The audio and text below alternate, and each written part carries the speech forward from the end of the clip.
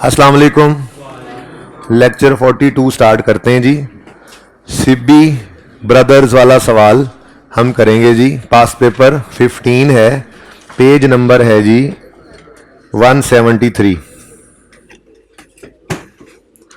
Page 173, past paper 15, Sibi brothers. बाकी नलतर वाला सवाल है, जीटा ट्रेडर्स है, टाइमथी है, ये इंशाल्लाह आपको कमिंग लेक्चर्स के अंदर अवेलेबल होते रहेंगे।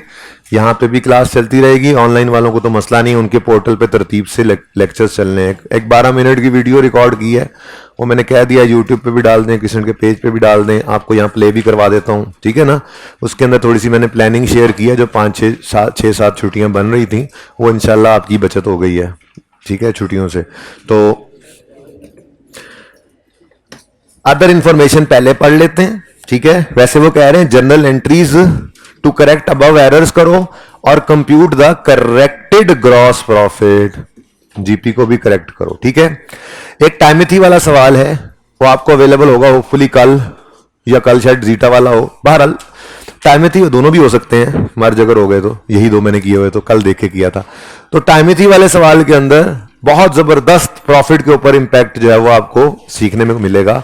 ये करेक्शन ऑफ एरर में, ये बोल कौन रहा है यार, कौन बोल रहा है, कौन बोल रहा है, इसे समझाओ यार। ये बोल रहा है, पता लग रहा है यहां तक मुझे, इसको समझाओ।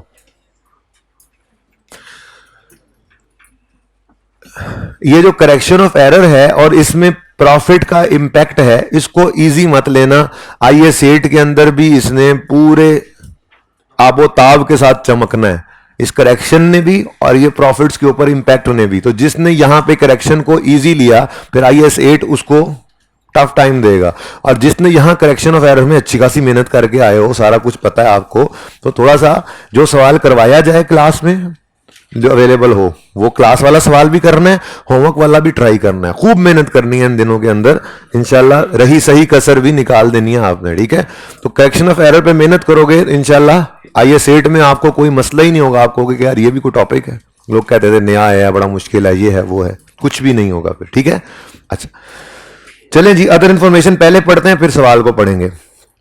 SB uses periodic inventory to record inventory. Office machines are depreciated at 10% from month of addition to month of disposal using reducing balance. Control accounts are not maintained. ठीक है जी, अच्छी बात है। ये क्या होता है, आपको जब वो मेंटेन ही नहीं कर रहा तो बताने की क्या जरूरत है, ठीक है।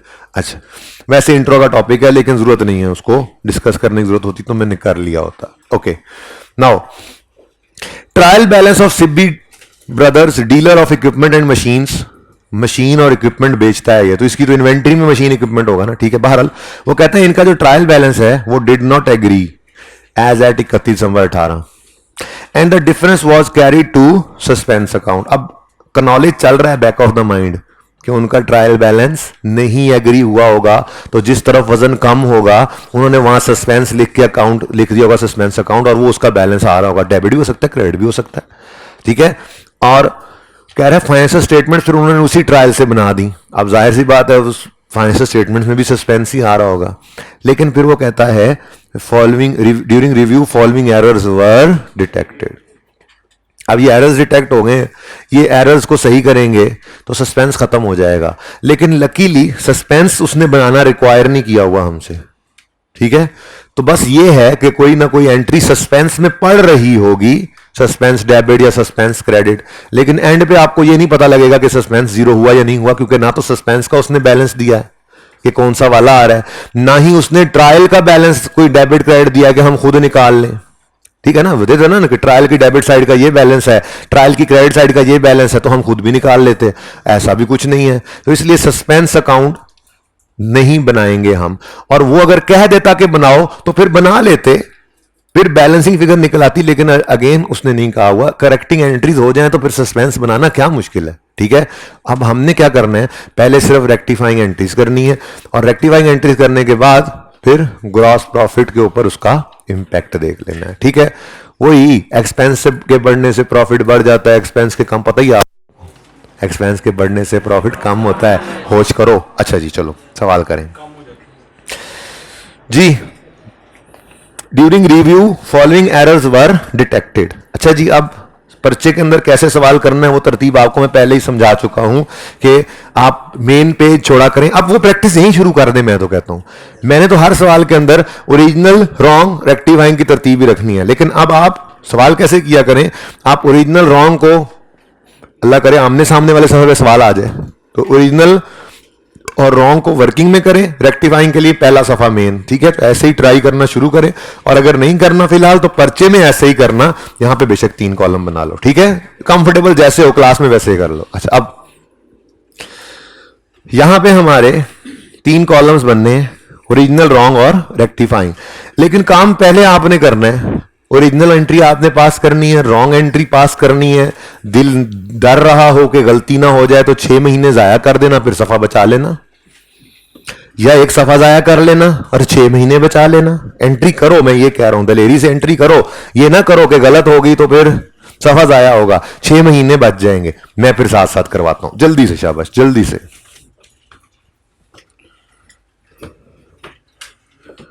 ओरिजिनल एंट्रीज,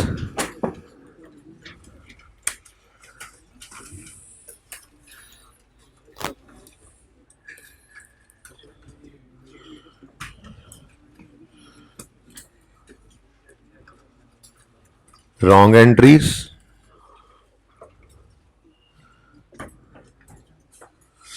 और रेक्टिफाइंग। एडजस्टमेंट 1 आप कर रहे हैं, मुझे पता है, बोल नहीं रहे हैं, प्लीज बोल नहीं रहे हैं आप, मुझे पता है आप बोल नहीं रहे हैं। ये पता नहीं, ये सैटेलाइट से आ रही हैं आवाजें, आप नहीं बोल रहे। हाइब्रिड वाले नहीं बोलते, मैंने इनसे कल रिक्वेस्ट की थी, इन्होंने मान रखा उस बात का। अच्छे बच्चे हैं, कल नहीं परसों की थी।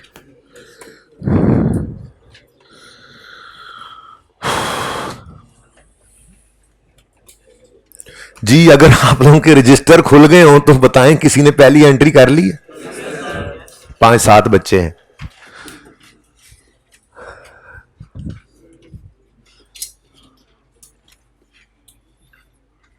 जरूरी बात कर रहे हो या बता रहे हो क्या हुआ है? अभी तक कुछ नहीं हुआ, पहला सवाल कर रहे हैं, बाकी जो भी डिस्कशन हुई है उसकी वीडियो एंड पे चल जाती है। इधर ध्यान दो हाफिज साहब, एडजस्टमेंट करनी है। ये हाइब्रिड वालों आ भी चुका करो यार, चुप करके बैठ जाओ, डिस्टर्बेंस ना हो तुम्हारे आने से, जल्दी बैठ जाओ, जल्दी बैठ जाओ। Past paper 15 page number 173, past paper 15 page number 173, adjustment number 1 में डिस्कस करने लगा हूं जी।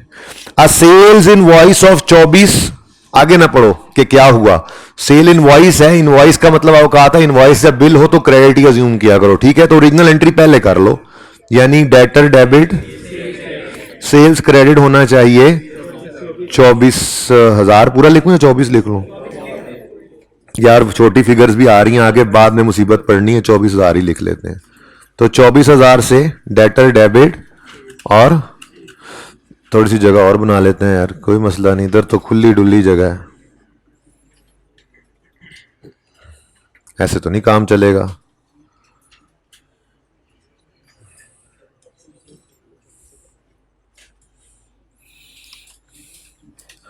जी, डेटर डेबिट सेल्स क्रेडिट 24,000 से। अच्छा, अब ये तो ओरिजिनल एंट्री हो गई, आगे वो क्या कहता है, the sale invoice of 24,000 was debited to debtors account as 42,000। यानी वो कह रहा है कि गलती से डेटर अकाउंट को डेबिट कर दिया, मतलब ट्रांसपोजिशन एरर, 24 को 42 लिख गया बेचारा। अच्छा, अगली बात, रॉन्ग एंट्री में दूसरे इंपैक्ट के बारे में खामोश हो, सही अज्यूम करते हैं, मतलब सेल्स क्रेडिट 24,000 से ही हुआ। कितने बच्चों ने ये सही कर लिया था यार? फ्रॉडिया है ये क्लास, मैंने अंदाजा लगा लिया, बिल्कुल आप लोग ना फ्रॉड लगाते हो उस्ताद के साथ। इतने बच्चे कैसे पहली बार ही सही? ये ना कहना कि हम तो बड़े पढ़े लिखे हैं, ये है, हम तो पढ़े लिखे अकाउंटेंट हैं, मुझे पता है, ये बस फ्रॉड लगाते हैं। अब क्या हुआ? ओके, जज़ाक अल्लाह। इसमें से चार्जर तो निकालो यार, मेरे वो ये मोबाइल वाला चार्जर निकालना। अच्छा जी, तो डेटर डेबिट सेल क्रेडिट, लेकिन ये सेल्स को बातें मत करो यार। यार सवाल जब चल रही है एडजस्टमेंट, उसको भी हाथ में खड़ा किया कर, रुका कर, एडजस्टमेंट पूरी होने दिया कर। जी जी बच्चों, फिर पढ़ो एडजस्टमेंट, फिर पढ़ो एडजस्टमेंट, फिर पढ़ो और देखो ओरिजिनल और रॉन्ग जो हुआ ये समझ आता है। जज़ाकल्लाह बेटा। ये सीट भी चेंज करा दो, मेरा वजन नहीं बर्दाश्त करती, पता नहीं किसी ने चेंज कर दी है, खुद ही नीचे चली जाती है, हालांकि मैं स्मार्ट सा तो हूं। सेल इनवॉइस ऑफ 24, मतलब डेटर डेबिट सेल क्रेडिट होना चाहिए था 24 से, was debited to debtor account as 42। Debtor account में क्या कर दिया उसको 42 से डेबिट। सेल्स अकाउंट में क्या किया, सवाल चुप है तो सही अज्यूम करो, फिर वहां 24 ही है। यही कहा था आपको, डे 1 पे कहा था कि रॉन्ग एंट्री में जिस इंपैक्ट के बारे में सवाल खामोश हो उसे सही अज्यूम।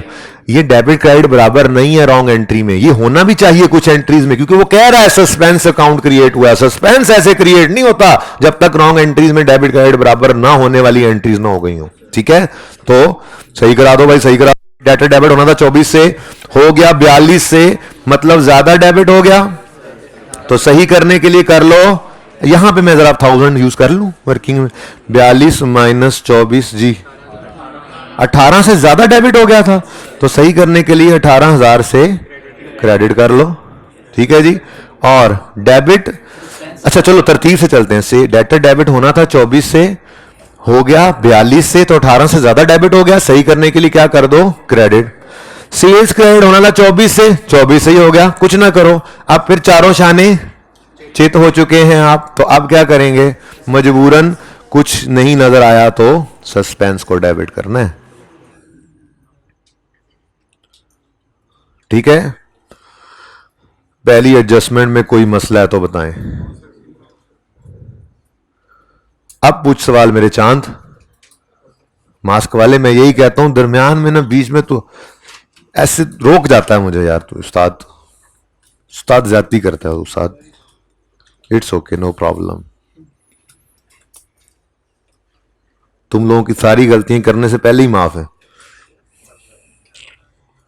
मुझे भी माफ कर देना। अच्छा जी इंशाल्लाह, कोशिश तो है।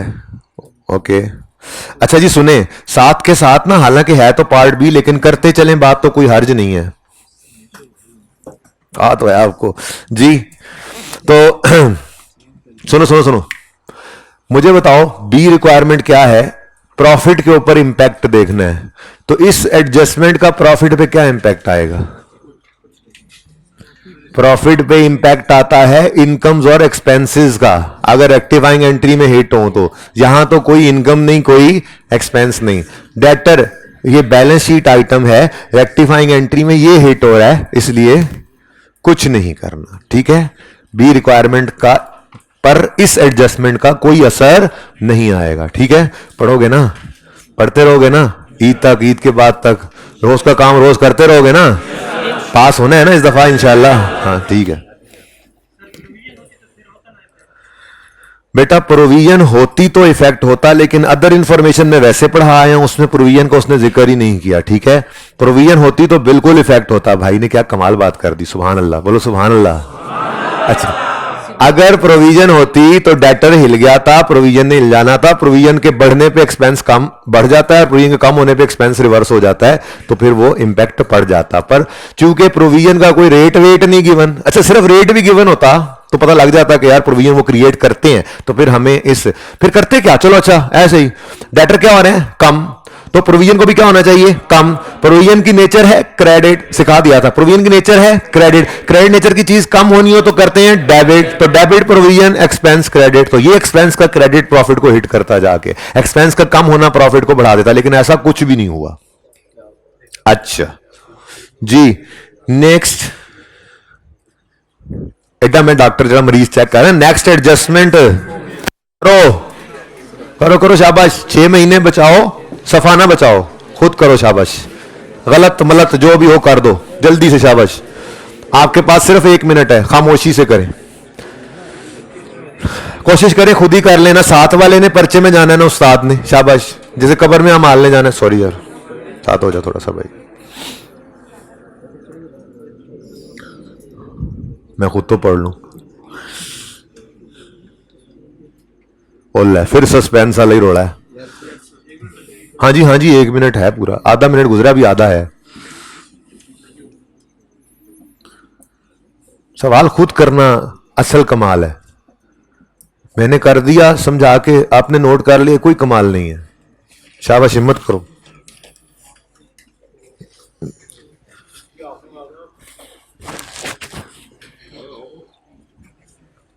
मैंने क्या कहा था तुम्हें, मैंने क्या तुम्हें कहा था?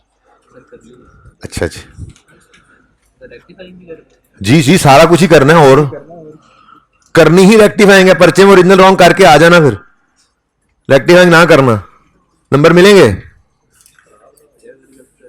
यही तो कह रहा हूं, सफा बचा रहे हो, 6 महीने नहीं बचा रहे तुम। अपने अंदर कॉन्फिडेंस तभी आएगा तुम्हारे जब तुम जो भी है अपनी समझ के मुताबिक करोगे। मैं बताऊंगा देखो यही हुआ, तुम कहोगे यार अच्छा, पर्चे में भी ऐसे जब मैं करूंगा तो इंशाल्लाह सही होगा। ये कॉन्फिडेंस इसके अलावा नहीं मिल सकता बेटा। जो मर्जी कर लो, टेस्ट में बैठोगे, जो समझ में आएगा करोगे, जब रिजल्ट में वो सही होगा तो कॉन्फिडेंस आएगा। हाँ, पर्चे में भी ऐसे ही करूंगा तो सही होगा इंशाल्लाह, वरना नहीं, कॉन्फिडेंस नहीं आ सकता पर्चे में। कितने बच्चे कर चुके? काफी हैं। अब सुने, बाकी फिर सुने। अब परचेज ऑफ 23,000, आगे ना पढ़ो, परचेज है 23,000 की, तो परचेजेज डेबिट क्रेडिटर, ये मैं क्रेडिटर लिखने की कोशिश कर रहा था, नाकाम हो गई। क्रेडिटर्स क्रेडिट कितने से जी? 23,000।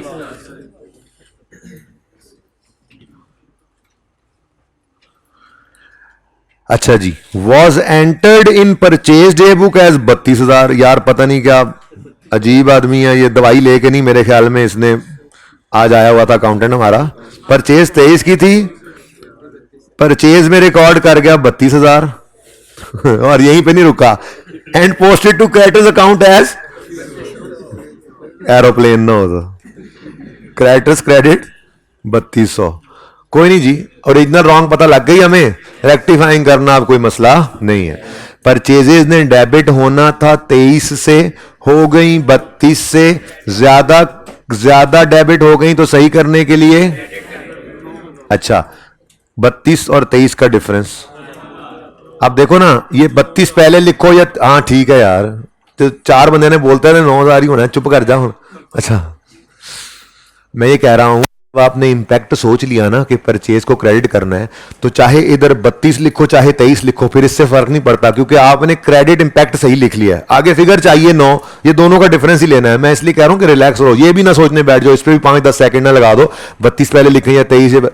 आपने जब सोच लिया परचेज ज्यादा डेबिट हो गया, सही करने के लिए क्या करना है? क्रेडिट। तो क्रेडिट साइड पे परचेज लिख दिया, अब बस दोनों का डिफरेंस है, जो मर्जी लिख दो पहले, नो इशू जी। कितना? 9,000। नेक्स्ट, ठीक हो गया जी परचेजेस। नेक्स्ट, क्रेडिटर क्रेडिट होना था 23 से, हो गया सिर्फ 3200 से क्रेडिट हुआ है, तो मजीद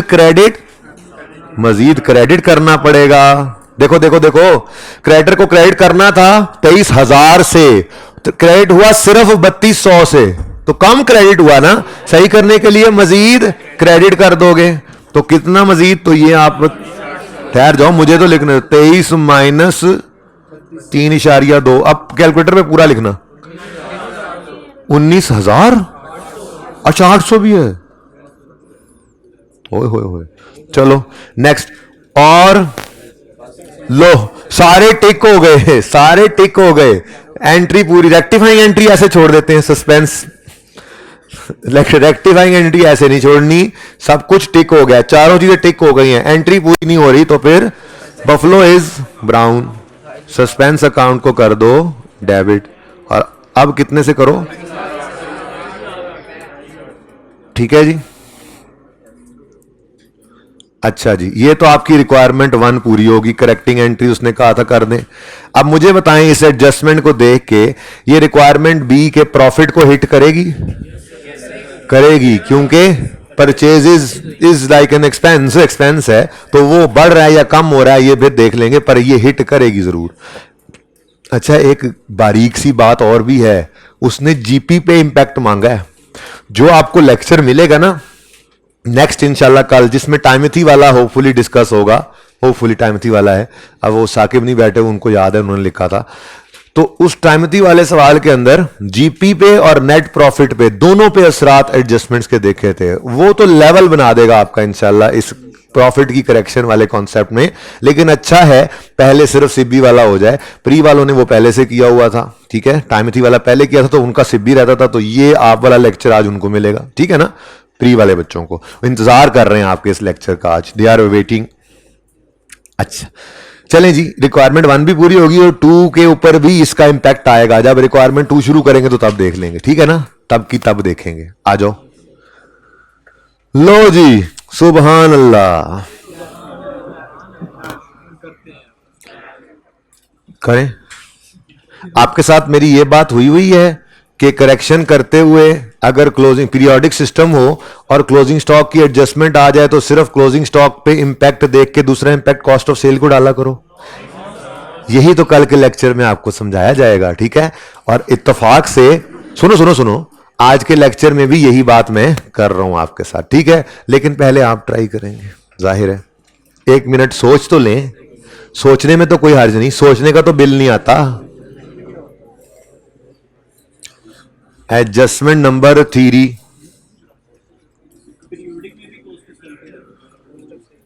हाँ कॉस्ट ऑफ सेल तो निकलती ही है ना, opening plus purchase less closing is equal to cost of sale. Purchase बढ़ा लोगे तब भी कॉस्ट ऑफ सेल ही बढ़नी है, तो वही कॉस्ट ऑफ सेल बढ़ा दो। क्या हुई,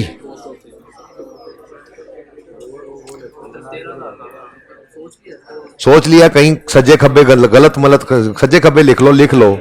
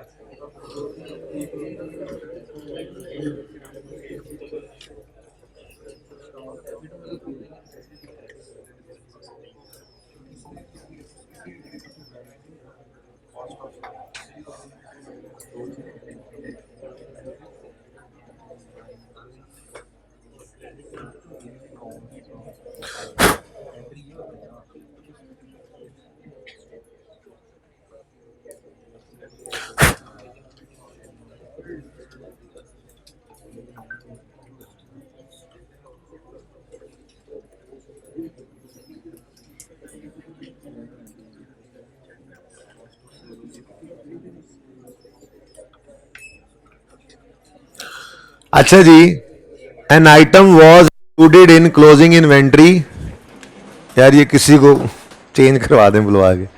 एन आइटम चल रहने ने, हाँ जी, एन आइटम वॉज चेंज हुई है ये, an item was included in closing inventory at its cost of 94 due to lower demand it had an NRV of 81। Inventory को रिवाइज किया हुआ, IAS2 इन्वेंट्रीज क्या कहता है, इन्वेंट्रीज को वैल्यू करना है लोअर ऑफ कॉस्ट और एनआरवी पे। अच्छा तो इधर कॉस्ट कितनी है और एनआरवी, अब अगर एक चीज की कॉस्ट 94 है और एनआरवी 81 है तो लोअर क्या है, एनआरवी लोअर है ना, तो इसको कम करना पड़ेगा।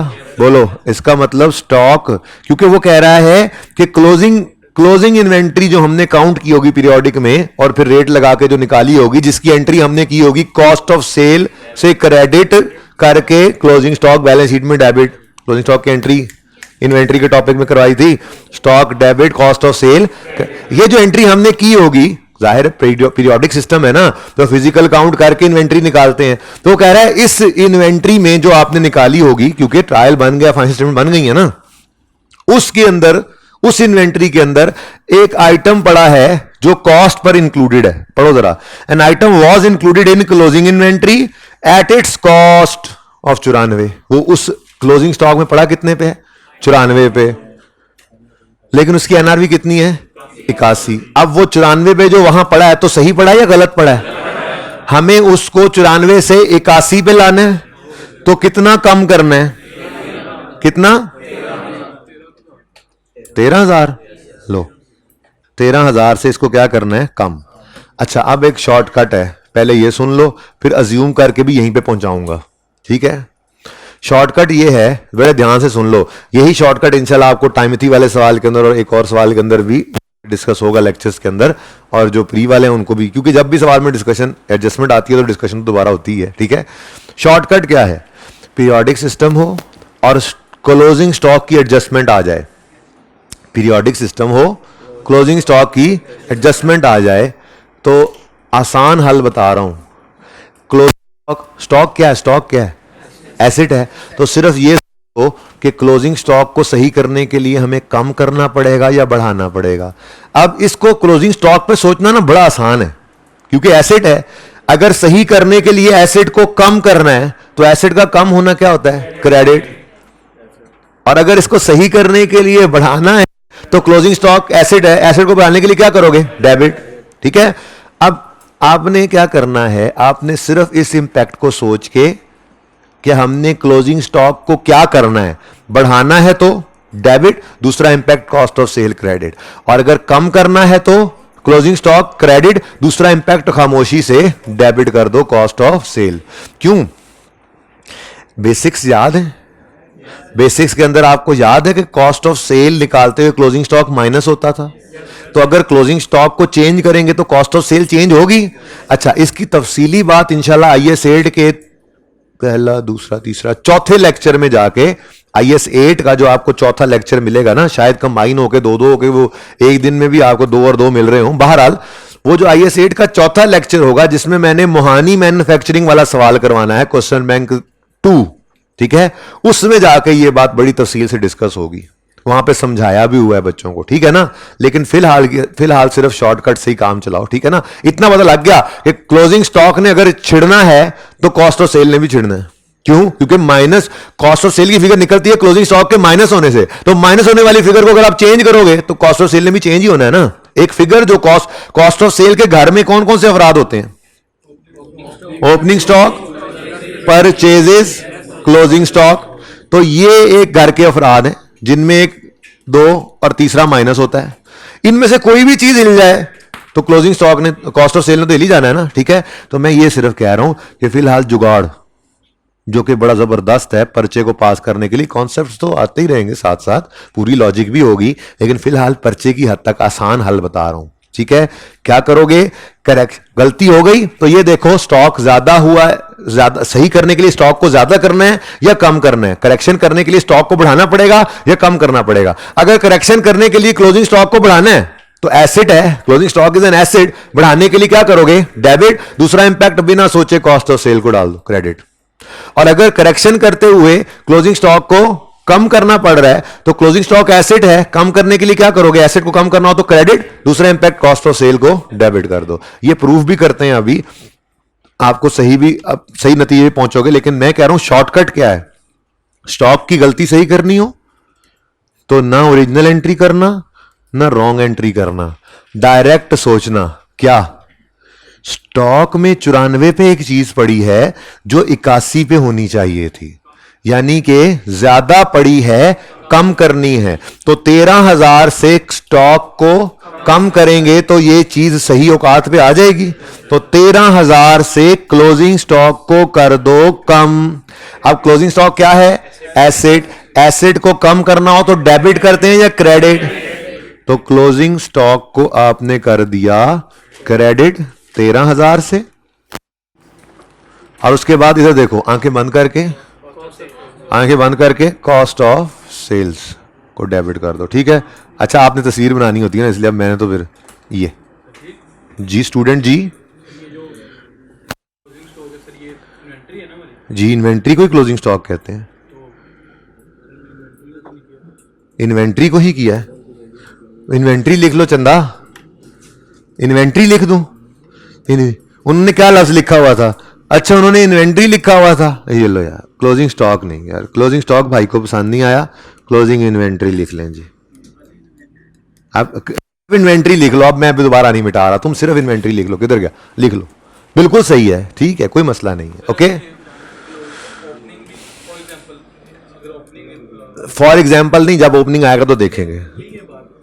अगर ओपनिंग आएगा तो उलट सोचना है, बस ये बताया हुआ है, नहीं बताया हुआ बल्कि ये IS 8 में जाके बताऊंगा, ठीक है ना। बहरहाल थोड़ी सी बात मैंने आपको ये इन्वेंट्रीज में बताई थी कि क्लोजिंग स्टॉक की एंट्री सोचना, ओपनिंग को उल्टा देना, सोचना मत। क्लोजिंग स्टॉक की एंट्री सोचना, ओपनिंग की सोचना मत, उल्टा देना। ऐसे ही क्लोजिंग स्टॉक का इंपैक्ट समझ आता है आसानी से, इसको सोचना, कभी खुदा ना खास्ता ओपनिंग पे आए उल्टा देना। जी बेटा, पहली बात तो यह कि अजम्पशन लेनी पड़नी है, ठीक है।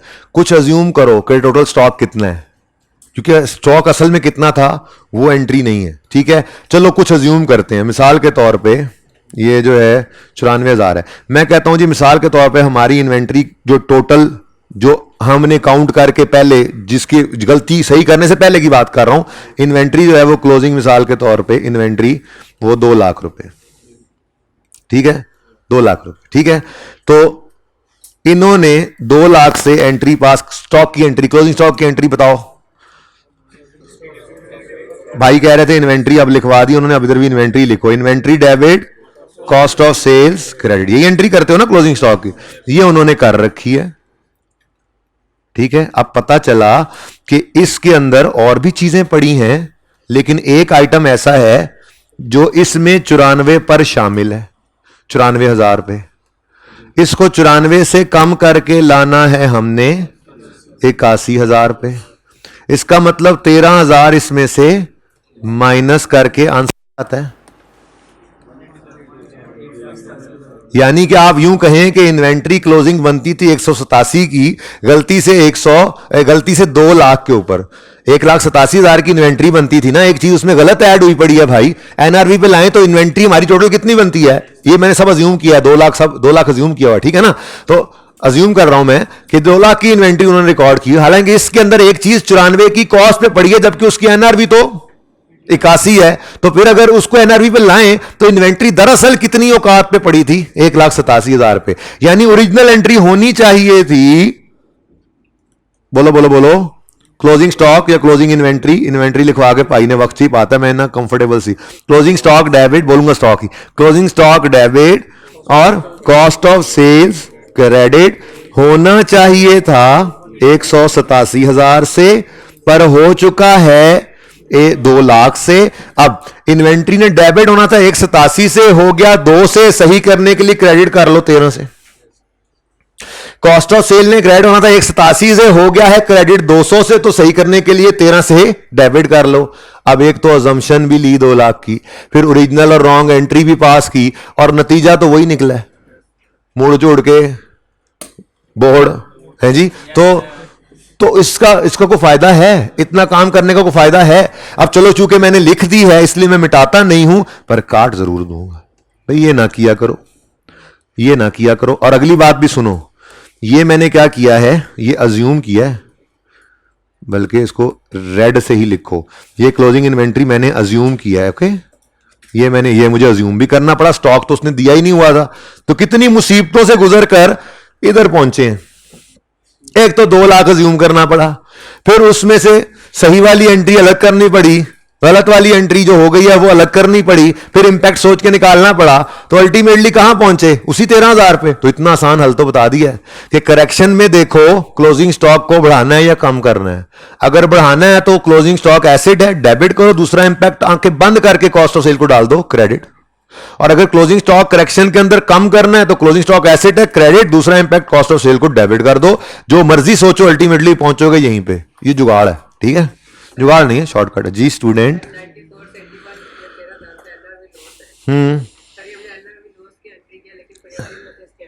जी बिल्कुल, असल में कहानी ये होती है कि पीरियोडिक में हम, भाई ने इंट्रो पढ़ के आए हुए हैं, पीरियोडिक में हम क्या करते हैं, इधर मैंने प्रॉफिट एंड लॉस नहीं बनाया था, चलो फिर बना लेते हैं। पीरियोडिक में हम क्या करते हैं, opening stock plus purchase less closing stock, ये करते हैं, ठीक है। 10 रुपए का ओपनिंग स्टॉक था,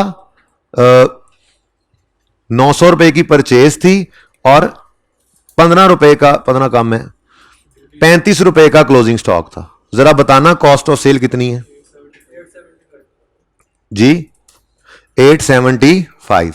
अब देखना 35 में मिसाल के तौर पे मैं कहता हूं एक आइटम पड़ा है 5 रुपए का, उसकी एनआरवी सिर्फ 1 रुपए है, यानी 4 रुपए का लॉस रिकॉर्ड करना है। अब पीरियोडिक सिस्टम में हम कभी भी एनआरवी लॉस की एंट्री नहीं करते।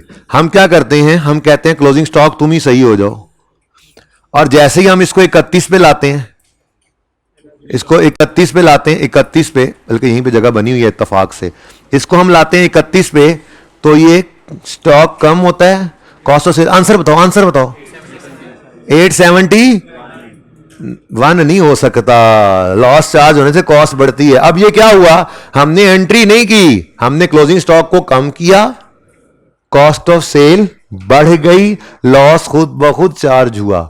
लेकिन ये तो तब होता है जब हम प्रॉफिट एंड लॉस अकाउंट बना रहे होते हैं ना। अब मसला ये है कि हमने करेक्टिंग एंट्री करनी है। हम प्रॉफिट एंड लॉस अकाउंट तो बना नहीं रहे कि सिर्फ क्लोजिंग स्टॉक को बढ़ाएंगे तो क्लोजिंग स्टॉक को कम करेंगे तो कॉस्ट ऑफ सेल खुद ब खुद बढ़ जाएगी और लॉस खुद ब खुद चार्ज हो जाएगा। तो असल में तो इंपैक्ट यही पड़ा है ना कि क्लोजिंग स्टॉक के कम करने से कॉस्ट ऑफ सेल बढ़ी है।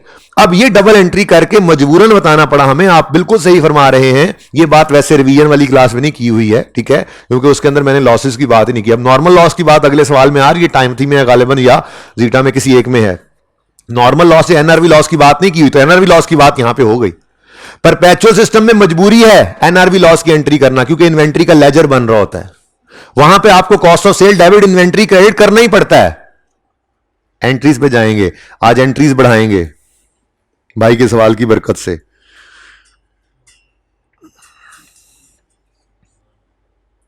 या अल्लाह इन्वेंट्रीज लब जाएं। ये कौन सा है, नहीं, हाँ यही कहीं है, आगे पीछे हो गया। बहरहाल इधर देखो, मैं ऐसे ही कर देता हूं, वहीं पे जाके लिख लेते हैं, वहीं पे जाके लिख, बाकी एंट्रीज तो आपके पास है ना, ठीक है। अब जो जो ऐड होती जाए वो इस तरह से लिखते चले जाएंगे हम। ये देखो यहां पे करके बनाते हैं हम पीरियोडिक और परपेचुअल। मैंने आपसे उस क्लास के अंदर भी ये कहा था, नॉर्मल लॉस भी है, एब नॉर्मल लॉस भी है, एनआरवी लॉस भी है, लेकिन वो एंट्रीज वहां पे नहीं डिस्कस हुई हुई। अब नॉर्मल लॉस एडजस्टमेंट में आ रहा है, उसको वहां पे डिस्कस किया हुआ मैंने, समझ आएगा आसानी से। ये मेरे ख्याल से ये वाली आपके सामने एडजस्टमेंट ओपन होगी, इससे फिर यहां पे नॉर्मल लॉस की एंट्री होगी आपके लेक्चर के अंदर। अब नॉर्मल लॉस वहां पे सीखेंगे। ऐसे ही नॉर्मल लॉस और एनआरवी लॉस सेम होता है, फिलहाल एनआरवी लॉस समझ लो, ठीक है। तो यहां पे हम हेडिंग बना लेते हैं पीरियोडिक और परपेचुअल, ताकि कल को जब पूरी हो जाए एंट्रीज तो फिर ये भी शेयर कर दूंगा मैं आपके साथ, ठीक है।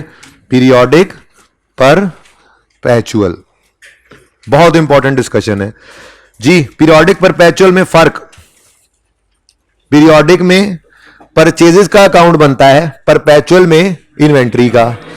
खरीदने की एंट्री सिखा दी थी, यहां पे पीरियोडिक में परचेज डेबिट क्रेडिटर, यहां पे इन्वेंट्री डेबिट। सेल की एंट्री सिखा दी थी, पीरियोडिक में अकेली एंट्री, परपेचुअल में 2। इधर क्लोजिंग स्टॉक की एंट्री होती है और ओपनिंग की भी होती है, इधर नहीं होती है। ये बातें हो गई थी। अब नॉर्मल लॉस की डिस्कशन कमिंग लेक्चर में आ रही है, जब एडजस्टमेंट आएगी, इसी तरह से जैसे भाई साहब ने आज पकड़ लिया, ठीक है। अब नॉर्मल लॉस की डिस्कशन सुन लो। नॉर्मल लॉस पीरियोडिक सिस्टम में नो एंट्री, एंट्री नहीं करते। उसूल की बात यही है कि एंट्री नहीं करते। अब इधर देखो क्या हुआ, इधर देखो, हम क्लोजिंग स्टॉक को कम करते हैं। ओहो नॉर्मल लॉस, चलो एनआरवी भी यही है। हम क्लोजिंग स्टॉक को कम करते हैं तो कॉस्ट ऑफ सेल बढ़ जाती है और लॉस, भाई पहले देख लो फिर नोट कर लेना ना, लॉस खुद ब खुद चार्ज हो जाता है। ये तो है उसूल की बात। ये उसूल यहां पे कहां पे समझ आया, यहां पे समझ आया हमें। ये क्यों, आपको ये मैंने बताया था कि पीरियोडिक सिस्टम के अंदर हमने इन्वेंट्री का लेजर नहीं बनाना। जब पीरियड एंड होना है तो हमने गिनती करनी है, स्टॉक काउंट करना है, रेट लगाना है, वही हमारा क्लोजिंग स्टॉक है। उसकी एक एंट्री पास करनी है, stock debit, cost of cell credit, और ये होने के बाद हमारी कॉस्ट ऑफ सेल निकलनी है। अब इस क्लोजिंग स्टॉक के अंदर एक आइटम ऐसा पड़ा है, मैंने कहा जिसकी कॉस्ट 5 रुपए थी, इसमें पड़ा था 5 रुपए का, लेकिन उसकी एनआरवी 1 रुपया है। यानी उसको 1 रुपए पे नजर आना चाहिए, 4 रुपए से उसको क्या करना है, कम। मैंने कहा पीरियोडिक सिस्टम में इस एनआरवी लॉस की एंट्री ना करो, जस्ट क्या करो, क्लोजिंग स्टॉक को करो कम। जैसे इसको कम करोगे कॉस्ट ऑफ सेल जाएगी बढ़, लॉस खुद ब खुद चार्ज हो जाएगा। ठीक है, सही है। लेकिन परपेचुअल सिस्टम के अंदर क्या होता है, परपेचुअल सिस्टम के अंदर चूंकि हम इन्वेंट्री का लेजर बना रहे हैं, चुनाचे हमें मजबूरन एनआरवी लॉस, अच्छा ये मैंने नॉर्मल लॉस लिखा है, नॉर्मल लॉस और एनआरवी लॉस का ना 100% सेम ट्रीटमेंट है, इसलिए वो नॉर्मल लॉस लिख गया मैं गलती से जज्बात में आके। पर नॉर्मल लॉस हो चाहे, भाई एनआरवी लॉस को भी ना नॉर्मल लॉस ही कहते हैं। एनआरवी लॉस क्या है, चीज पड़ी पड़ी पुरानी हो गई, पड़ी पड़ी खराब हो गई, बारिश आई तो, और भाई पड़ी पड़ी होना जरूरी है चीज बेचने के लिए। क्या आप दुकान पे कभी जाओ, आपको भाई एक घी का पैकेट देना, वो कहे इधर ही रुको दुकान खाली पड़ी है, मोटरसाइकिल किक मारी तो जाके फैक्ट्री से वो लेने चला गया, ऐसा होता है। आपको चीज बेचनी है तो इन्वेंट्री में रखनी पड़ती है, पड़े पड़े कभी कभी खराब भी हो जाती है, कभी चूहे टुक जाते हैं, कभी पुरानी हो जाती है, आउट ऑफ फैशन हो जाती है, कभी डैमेज हो जाती है, एनआरवी आ जाता है लॉस उस पर। तो एनआरवी लॉस बिल्कुल एक नॉर्मल लॉस की तरह से ही है बिजनेस के लिए। चीज पड़े पड़े खराब हो गई है, क्यों पड़ी रही है यार, बेचने के लिए रखी थी, नहीं बिकी, कोई वजह हो गई होगी, रखना जरूरी था बेचने के लिए, बिजनेस करना है तो स्टॉक में रखनी पड़ेंगी चीजें, दुकानदार रखता है चीजें ग्राहक को बेचने के लिए, बात समझ रहे हो। इसलिए ये शुक्र है सेम है। अच्छा अब मैंने कहा क्या, पीरियोडिक सिस्टम में चाहे नॉर्मल लॉस हो चाहे एनआरवी लॉस, नॉर्मल लॉस होता क्या फिर कभी समझाऊंगा, जब कभी आएगा फिर देख लेंगे, एडजस्टमेंट का तरीका देख लें, सवाल में जब आएगा फिर देख लेंगे। अच्छा नॉर्मल लॉस हो या एनआरवी लॉस हो, आपने पीरियोडिक सिस्टम में उसकी एंट्री पास नहीं करनी, क्योंकि तरीका वारदात क्या था, पीरियोडिक सिस्टम में तो स्टॉक का काउंट ही नहीं होता, पीरियड के एंड पे गिनती करते हैं, स्टॉक रेट लगाते हैं और क्लोजिंग स्टॉक निकलता है, एंट्री पास करते हैं, stock debit cost of cell credit. तो उसी स्टॉक को क्या कर दो, कम, उसी स्टॉक को कम करोगे तो कॉस्ट ऑफ सेल बढ़ जाएगी, लॉस ऑटोमेटिकली चार्ज हो जाएगा। लेकिन परपेचुअल सिस्टम में हमारी मजबूरी ये होती है कि हम इन्वेंट्री का लेजर बना रहे होते हैं, तो चीजों का आना और जाना, चाहे किसी तरह से भी चीजें कम हो रही हैं, चाहे वो बिक के कम हुई हैं, चाहे वो जल के कम हुई हैं, चाहे वो सैलाब में बह गई हैं, चाहे वो जमीन में जलजले के अंदर धंस गई हैं, चाहे वो एनआरवी लॉस से कम हुई हैं, चाहे वो चोर नॉर्मल लॉस वाली चोरी करके ले गया, इन्वेंट्री कम हो गई किसी भी तरह से, उसको इन्वेंट्री के अकाउंट में लिखना जरूरी है, ये हमारी मजबूरी है। तो परपेचुअल सिस्टम में एनआरवी लॉस हो या नॉर्मल लॉस हो तो उसकी एंट्री हुआ करती है, लॉस है ना तो लॉस से कॉस्ट ऑफ सेल एक्सपेंस बढ़ता है, ठीक है, cost of sale debit, perpetual system है, परपेचुअल सिस्टम है इन्वेंट्री क्रेडिट, ठीक है। कितना सवाल में नहीं, सवाल में नहीं है। अब ये तो हो गई डिस्कशन, अब हम इधर आए, इस सवाल पे आए, इस सवाल पे आए, ये बात भाई ने पकड़ ली, भाई ने कहा आप क्या कर रहे हैं पीरियोडिक सिस्टम में, आप एनआरवी लॉस की एंट्री कर रहे हैं। मैंने कहा नहीं यार एंट्री नहीं कर रहा, असल में तो मैंने क्लोजिंग स्टॉक को ही, इसलिए तो मैंने कहा कि ये एंट्रीज करके समझा रहा हूं कि हुआ क्या पड़ा है। मैं क्लोजिंग स्टॉक की, ये मैंने एनआरवी लॉस की एक तरह से एंट्री नहीं कर रहा, असल में तो ये कहानी हुई है कि मैं 2 लाख से क्लोजिंग की एंट्री कर गया था, अब करनी थी 187 से, तो दरअसल मैं 13 से जो ज्यादा कर गया था स्टॉक की एंट्री, मैंने उसको कम किया। जब मैंने उसको कम किया तो भाई अब क्या करूं, क्लोजिंग स्टॉक कम करके सस्पेंस को डालूं, नहीं भाई इसका असर क्या पड़ना है, इससे एक्सपेंस बढ़ना है, तो इस वजह से मेरी एंट्री मजबूरन उसी तरह की नजर आ रही है कि कॉस्ट ऑफ सेल डेबिट होकर इन्वेंट्री क्रेडिट हो रही है, ठीक है ना। ये मजबूरन एंट्री करना पड़ी है मुझे, क्योंकि बहरहाल मैंने क्लोजिंग स्टॉक की एडजस्टमेंट तो करनी थी, ठीक है। अगर मैं प्रॉफिट एंड लॉस अकाउंट बना रहा होता तो फिर एंट्री थोड़ी करता, फिर जस्ट क्या करता, क्लोजिंग स्टॉक को 35 से 31 पे ले आता, सॉरी क्लोजिंग स्टॉक को 200 की बजाय लिखता 187 पे, तो खुद ब खुद ये 13 का लॉस चार्ज होता, मैं कोई एंट्री ना करता। तो रेक्टिफाइंग एंट्रीज करते हुए मजबूरी आ सकती है कभी कभी, तो इसीलिए आपको ये इतनी लंबी कहानी के अलावा वाली बात याद रखनी चाहिए कि अगर पीरियोडिक सिस्टम हो और क्लोजिंग स्टॉक की एडजस्टमेंट आ जाए तो चुप करके देखो, अब इतनी देर से हम खप रहे हैं लेकिन निकला क्या बीच में, ठीक है, तो चुप करके क्लोजिंग स्टॉक पे इंपैक्ट देखो, उसको बढ़ाना या कम करना, दूसरा इंपैक्ट चुप करके कॉस्ट ऑफ सेल को डाल दो, ठीक है, सही है। आपको समझाना और ऊंट को रिक्शे में बिठाना, जी देखा अभी तक ऊंट रिक्शे में नहीं बैठा, अभी नहीं है, एक दुम रह गई उसकी बस जी, छोटी दुम होती उसकी जी।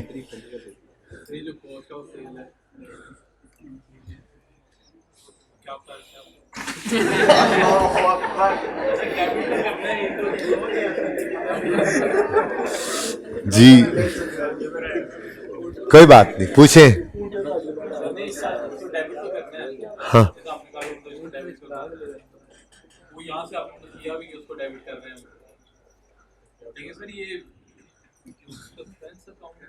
नहीं ना, सस्पेंस क्यों? इस क्लोजिंग, ये इस गलती को सही करेंगे, क्लोजिंग इन्वेंट्री कम करेंगे तो उसका असर सीधा सीधा कॉस्ट ऑफ सेल पे जाता है। मेरे चारों शाने कोई नहीं चित हुए कि मैं मजबूरी के अंदर सस्पेंस को मुझे नजर आ रहा है क्लोजिंग स्टॉक को सही करूंगा, कम करूंगा तो कॉस्ट ऑफ सेल बढ़ जाएगी। क्यों? क्योंकि ये माइनस होने वाली फिगर है कॉस्ट ऑफ सेल से, तो मेरी कोई मजबूरी नहीं है, मैं क्यों सोचूं सस्पेंस को। सस्पेंस के बारे में तो कोई और हल ही नहीं होता। आपने दो सस्पेंस के अंदर चीजें फेंकी थी, बताओ डेटर क्रेडिट करने के बाद डेबिट किसको करना है आपने, बताओ। ठीक है, लेकिन यहां नजर आ रहा है इन्वेंट्री को सही किया तो कॉस्ट ऑफ सेल पे असर गया इसका, क्योंकि उसने 2 लाख की इन्वेंट्री से एंट्री की हुई है, वो कह रहा है कॉस्ट पे पड़ी है। तो जब उसकी वाली इन्वेंट्री की गलती को हम सही करते हैं तो कॉस्ट ऑफ सेल जो उसने निकाली हुई थी वो भी चेंज हो जाती है। ठीक है, मेरा दिल तो यही है कि ये कभी भी ना लिखा करो, बस ये टाइम बचाया करो। ठीक है, खैर है ना, समझाते हुए कोई नहीं टाइम लग जाए, खैर है, उसूल अब एक बार बनता है लेकिन पहले समझा दिया जाता है जी। ये मैं तो कहता हूं इसको रहने दे, अभी इसमें यहां पे फिट करेंगे एब नॉर्मल लॉस। ठीक है, वो जब आप डिस्कस कर लोगे तो आप फिट कर सकते हो। उसके बाद मैं इसी के नीचे लाइन लगाऊंगा और फिर मैं नॉर्मल परचेज की एंट्री भी दोनों सिस्टम में करा दूंगा, परचेज रिटर्न की भी करा दूंगा, सेल की भी करा दूंगा, सेल रिटर्न की भी करा दूंगा, तो आपकी जो है वो लिस्ट पूरी हो जाएगी। है आसान काम, लेकिन step by step, slow poison. एक ही दिन 13-14 दिन लगते हैं इन्वेंट्री का के ऊपर इंट्रो के टॉपिक है ये जो, ठीक है ना, तो इतना तो नहीं दिन लगाने, लेकिन मतलब की बातें सारी कर लेंगे हम इंशाल्लाह। ओके, लो जी, मुश्किल adjustment is over, now come to the आसान वंस।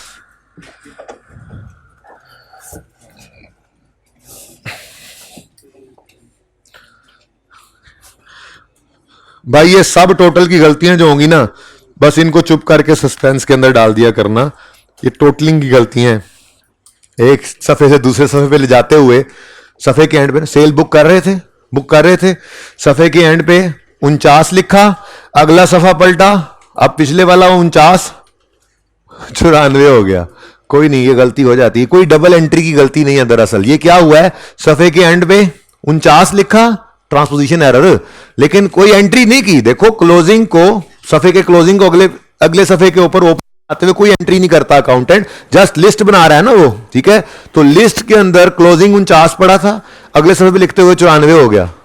तो कभी भी सब टोटल की जो गलती है उसको आप किसी और पे मत सोचना, सिंपल उसका इंपैक्ट सस्पेंस पे ले लेना। ठीक है, अब 49 की सेल थी गलती से रिकॉर्ड गई, देखो इसकी भी कोई ओरिजिनल रॉन्ग एंट्री मत करना, अगर करनी है तो मैं अजम्पशन लेके ये भी करवा दूंगा, लेकिन सुकून रखो अब। ठीक है, अब क्या है जी, सेल 49 की रिकॉर्ड होनी चाहिए थी, गलती से 94 की होगी, तो सेल ज्यादा क्रेडिट हो गई। सही करने के लिए क्या करोगे, डेबिट 94 माइनस 49 45,000। अब दूसरा इंपैक्ट, भाई कोई डबल एंट्री हुई नहीं कि दूसरा इंपैक्ट किसी को गया हो, सस्पेंस अकाउंट को फिर डेबिट कर। जी बिल्कुल, देखो असल में ना डबल एंट्री हुई नहीं कि आप कहोगे जी फलां चीज हो गई थी डेबिट तो उसको क्रेडिट कर दें या कुछ हुआ ही नहीं।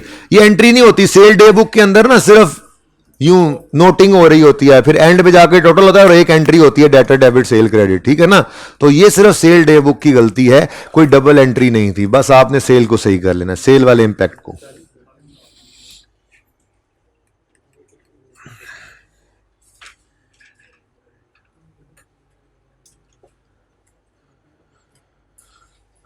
लो भाई, इस पॉइंट 5 की जो मुझे एंट्री बता देगा ना, इंशाल्लाह जो मुझे इसकी एंट्री बताएगा उसको 100 रुपए इनाम।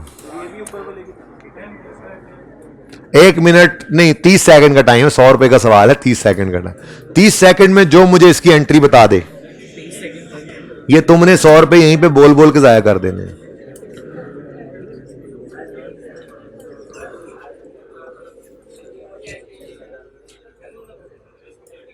जंग वाले क्या करें, उसने पहले हाथ खड़ा किया, वो गलत होगा तो वो रह जाएगा। हाँ बोलो। हाँ एंट्री बताओ। हाँ अच्छा बस वो टाइम गुजर गया 30 सेकंड का।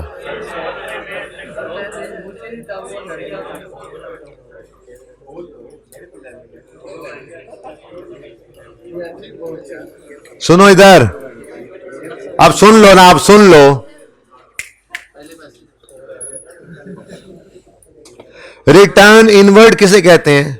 Cell return. और रिटर्न आउटवर्ड? अच्छा जी, तो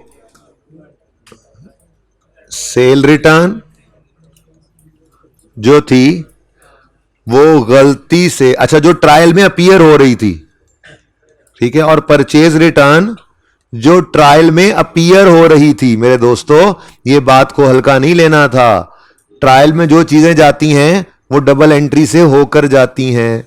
तो डबल एंट्री हुई होगी सेल रिटर्न परचेज रिटर्न की, उसके बाद क्लोजिंग बैलेंसेस निकले होंगे, उसके बाद ट्रायल बना होगा, ठीक है। तो ट्रायल बनने के बाद ये बैलेंस उसमें नजर आ रहे थे, तो एंट्री की कोई गलती नहीं हुई। लेकिन इस ट्रायल से फिगर्स को उठा के जब फाइनेंशियल स्टेटमेंट्स में पोस्ट करने लगे तो सेल रिटर्न को परचेज रिटर्न बना दिया, परचेज रिटर्न को सेल रिटर्न बना दिया। तो जर्नल एंट्री की तो गलती है ही नहीं, सिर्फ उस ट्रायल में से फिगर को, भाई ट्रायल में से फिगर ने निकल के प्रॉफिट लॉस में जाना था, वो एंट्री थोड़ी होती है। एंट्री तो पहले होकर ट्रायल तक पहुंची हुई है फिगर। जस्ट हमने सेल रिटर्न को उठाकर सेल में से नेट करना था, गलती से परचेज में कर दिया। परचेज रिटर्न को उठाया, उसको परचेज में नेट करना था, गलती से सेल रिटर्न में नेट, सेल में नेट कर दिया। तो इसका इंपैक्ट प्रॉफिट पे निकलेगा, इसका इंपैक्ट प्रॉफिट पे तो निकलेगा। क्यों? एक चीज सेल रिटर्न थी उसको परचेज रिटर्न बना दिया, एक परचेज रिटर्न थी उसको सेल रिटर्न बना दिया, तो डिफरेंट तो हो गई ना चीजें। एक चीज ने सेल को कम करना था, उसकी बजाय उसने परचेज को कम कर दिया, एक्सपेंस को, और एक चीज ने परचेज को कम करना था, उसकी वजह उसने सेल को कम कर दिया, यानी इनकम को कम कर दिया। तो डिफरेंट अमाउंट से है तो प्रॉफिट पे तो इंपैक्ट पड़ेगा, लेकिन एंट्री कोई नहीं होनी, ठीक है।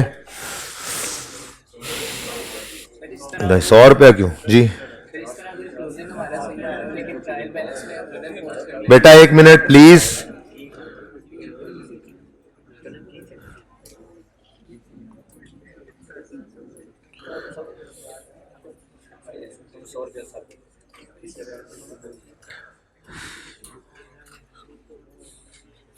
जी भाई साहब, क्लोजिंग हमारा सही आ रहा है लेकिन हम ट्रायल में गलत पोस्ट कर दें।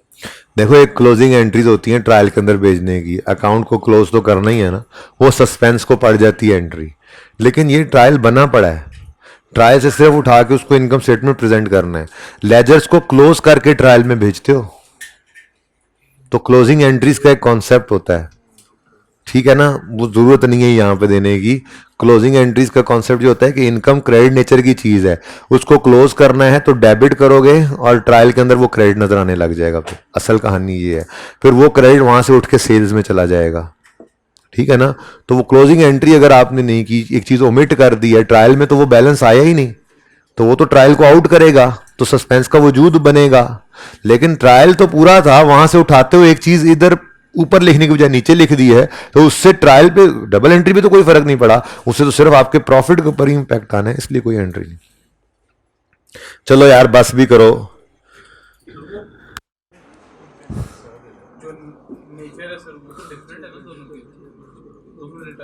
हाँ तो इसीलिए तो भाई, इसीलिए तो फर्क पड़ रहा है। प्रॉफिट के ऊपर इंपैक्ट जाके सोचेंगे तो फिर देखेंगे ना प्रॉफिट पे इंपैक्ट क्यों पड़ रहा है, वो वहां समझाऊंगा। ओके जी, बल्कि सुनो, इसका पार्ट भी आज करना ही नहीं है, सुनो वो होमवर्क में कब होगा, जब आप टाइमथी वाला सवाल सुन लेंगे। उसके अंदर जीपी और नेट प्रॉफिट दोनों के ऊपर बड़ी तफसील से डिस्कशन हुई हुई है प्रॉफिट के ऊपर इंपैक्ट लेने की, ठीक है। 2 लेक्चर्स मर्ज किए हैं ना, एक में सिर्फ एंट्रीज होंगी, अगले में प्रॉफिट की एडजस्टमेंट, लेकिन आपके लिए एक लेक्चर बना होगा होपफुली, ठीक है। तो उसके अंदर आपको प्रॉफिट की एडजस्टमेंट करने का मौका मिलेगा। कुछ तो ऐसा भी होगा मैं वापस आके कहूँ हाँ भाई दिखाओ और फिर करवा दूं, ऐसी भी चीज़ हो ना, ताकि रिवीजन चलनी है ना। तो ये मैं डिस्कस कर लूंगा आपके साथ, लेकिन ये ट्राई आप खुद करेंगे। जब टाइमेथी के अंदर ये काम कर लेंगे ना, उसमें बहुत अच्छे लेवल के ऊपर ये काम किया हुआ है, तो ये छोटा लेवल बनता है इस सवाल वाला, वो इंशाल्लाह आप कर लेंगे। लेकिन इसको डिस्कस करेंगे, जेन में एकदम से ये बात आई, ठीक है। इस एडजस्टमेंट से पहले मेरे जेन में ये बात नहीं थी, क्योंकि मुझे बिल्कुल ही आसान लग रहा था, मैंने कहा 5 मिनट में हो जाएगा। लेकिन ये थोड़ी टेक्निकल बात आई है, तो मेरा दिल है आप अपने दिमाग को थोड़ा सा आजमाएं। जी बेटा बोले। कल हम कर रहे थे ट्रायल का।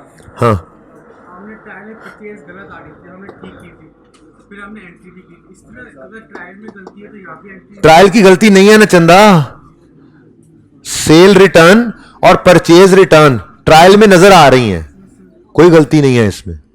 यहां से उठा के इनकम स्टेटमेंट में लिखते हो, उल्टी जगह पे लिख दिया इनको, तो ट्रायल की गलती, एंट्री की कोई गलती नहीं है। वहां से उठ के ट्रायल में आई, कोई गलती नहीं है। इनकम स्टेटमेंट में लिखते हो गलत किया, बस ट्राई तो करना जी। वहां पे सही है लिखा हुआ था वो, लेकिन वो वहां पे सही है, ये देखो ना यार, फिर पढ़ लेता हूं मैं, शायद पढ़ी नहीं एडजस्टमेंट, ध्यान से पढ़ो। मैं रिटर्न इनवर्ड रिटर्न आउटवर्ड पे जाए, जरा ये पढ़ दूंगा, जरा आसानी हो जाएगी। सुनो, सेल रिटर्न, सुनो सारे, cell return and purchase return appearing in the trial balance were 82 and 99 full stop. यानी ट्रायल में ये नजर आ रही थी, सेल रिटर्न और परचेज रिटर्न। ठीक हो गया, डन। अब while preparing income statement and balance sheet, financial statements, ठीक है, while preparing financial statements the amount of sale return was shown as purchase return and vice versa। Trial में सही पहुंची हुई थी, फिगर सही पड़ी थी, सिर्फ लिखते हुए उल्टी जगह पे लिख गए हैं, तो इस वजह से प्रॉफिट पे इंपैक्ट पड़ा। ठीक है, क्योंकि सेल में से माइनस होने वाली फिगर डिफरेंट हो गई, तो नेट सेल डिफरेंट हो गई, परचेज में माइनस वाली फिगर डिफरेंट हो गई, तो नेट परचेज डिफरेंट हो गई। ठीक है ना, तो जब इनको सही करोगे तो जाहिर सी बात है प्रॉफिट बढ़ भी सकता है, कम भी हो सकता है, तो आप सोचोगे ना, तो आप सोचोगे। ठीक है, ये सबसे टेक्निकल एडजस्टमेंट होगी पर प्रॉफिट की एडजस्टमेंट में, बाकी तो बहुत आसान थी। इसी को देख के तो मेरा ज़हन बनाया कि आप ट्राई करें। ओके, पेपर में नो लिखा होता है, नो एंट्री। हाँ लिखना होता है, और क्या, उसे पता लगेगा कि आप भूल के छोड़ गए हैं या आपको पता है कि एंट्री नहीं होनी, लिखना होता है, जाहिर है। ये ऐसे ही मैंने लिखा है, ये ऐसे ही लिखा है मैंने, इतनी स्याही जाया की है। लो भाई, नंबर 6 एडजस्टमेंट तो अब सब भी कर दो। बीआरएस का लेक्चर कल, वो जो 20 मिनट का एक क्लिप है, सिर्फ 20 मिनट का, कोई लेक्चर नहीं है, 20 मिनट की क्लिप है जिसके अंदर रिवीजन करवाई है, वो सुन लेना। कितने जन सुन लिया, दोबारा से अपलोड किया था, वो कल गलत हो गया था। ठीक है, आज हो गया। चले सुने सुने सुने सुने, वो आज कर लीजिएगा डिस्कस। तो फिर इस डिब्बे को मैं देखता हूं, अभी क्लास जरा चलाओ, इन एडजस्टमेंट्स को डिस्कस कर लें। इस डिब्बे को भी फिर मैं देखता हूं, हो सकता है इसको डिस्कस करूं, हो सकता है ईद के बाद कर लूं। बीआरएस की एडजस्टमेंट करके इसको भी ट्राई, ये बीआरएस है, ये लाल डिब्बा क्या है। अब वो कल चूंकि गलत लेक्चर अपलोड हो गया, मेरे तो एक्सपेक्टेशन यही थी कि आप वो 20 मिनट का क्लिप सुन के आएंगे, उसके बाद ये कोई मसला ही नहीं था हमारे लिए, वो 10 मिनट की एडजस्टमेंट्स नहीं है। लेकिन अब चूंकि वो कल गड़बड़ होगी, वो जो मैंने कटिंग कही थी इतने मिनट से इतने मिनट, एक पुराने लेक्चर में से कहीं से ढूंढा था, मैंने कहा था ये कर दो, उन्होंने कोई और टाइम कट करके वो अपलोड कर दिया। तो बच्चों ने मुझे बताया सर, पता नहीं की अपलोड हो गया, प्रोग्रेस बिलिंग था। अच्छा, तो वो फिर थोड़ा गड़बड़ हो गई थी। ठीक है, तो इस वजह से फिलहाल यहां तक तो पहुंचो, फिर देखते हैं इसका क्या करना है।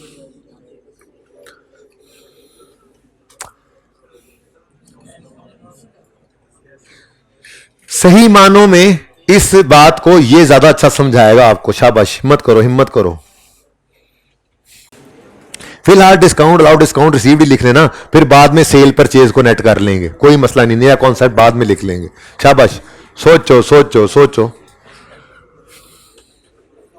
यहां से कैसे नजर आता है,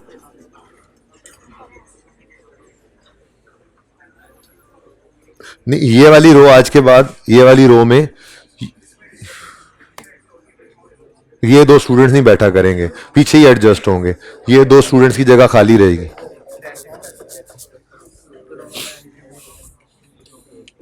ये दो बच्चे आइंदा इस जगह पे कोई बच्चा ना बैठे, ठीक है, पीछे ही एडजस्ट हो जैसे भी हो।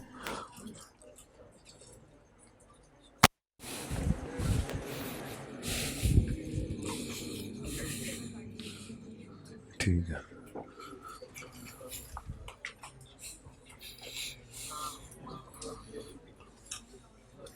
अच्छा जी, डिस्काउंट रिसीव्ड इनकम होती है।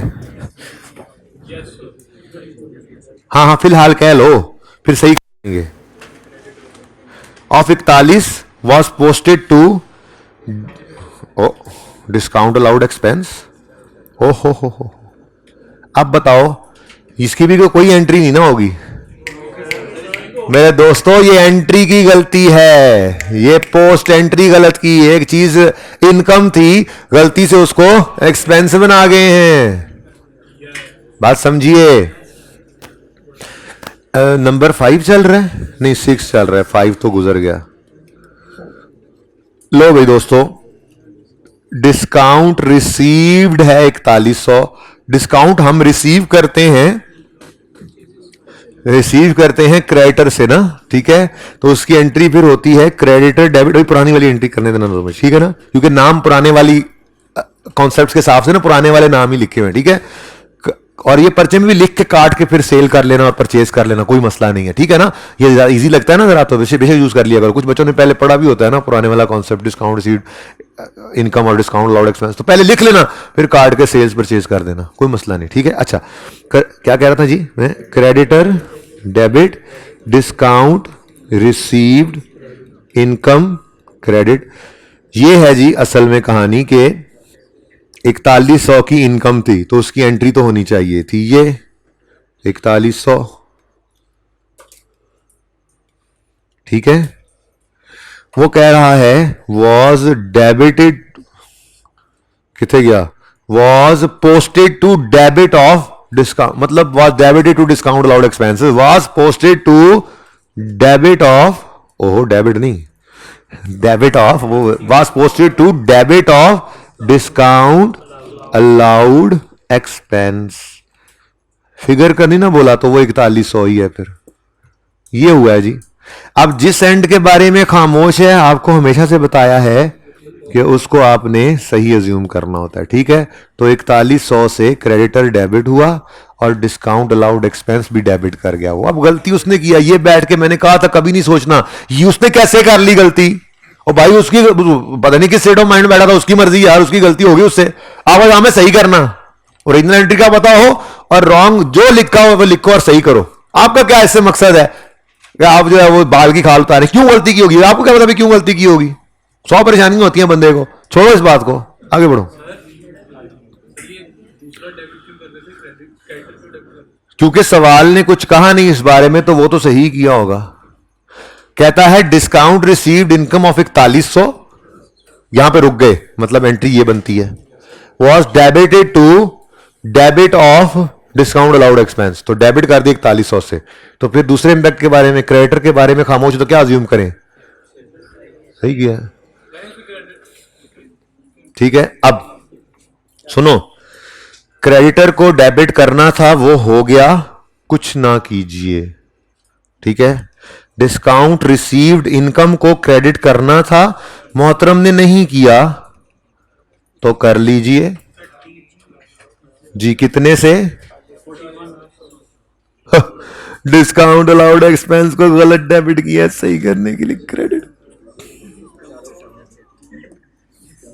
और फिर चारों शाने, और फिर कितना बनता है, ठीक है। अब सुनो, अब अपने नए वाला कॉन्सेप्ट यहां डाल दो। डिस्काउंट रिसीव्ड इनकम की बजाय परचेजेस को हम हिट कर देते हैं अब आजकल।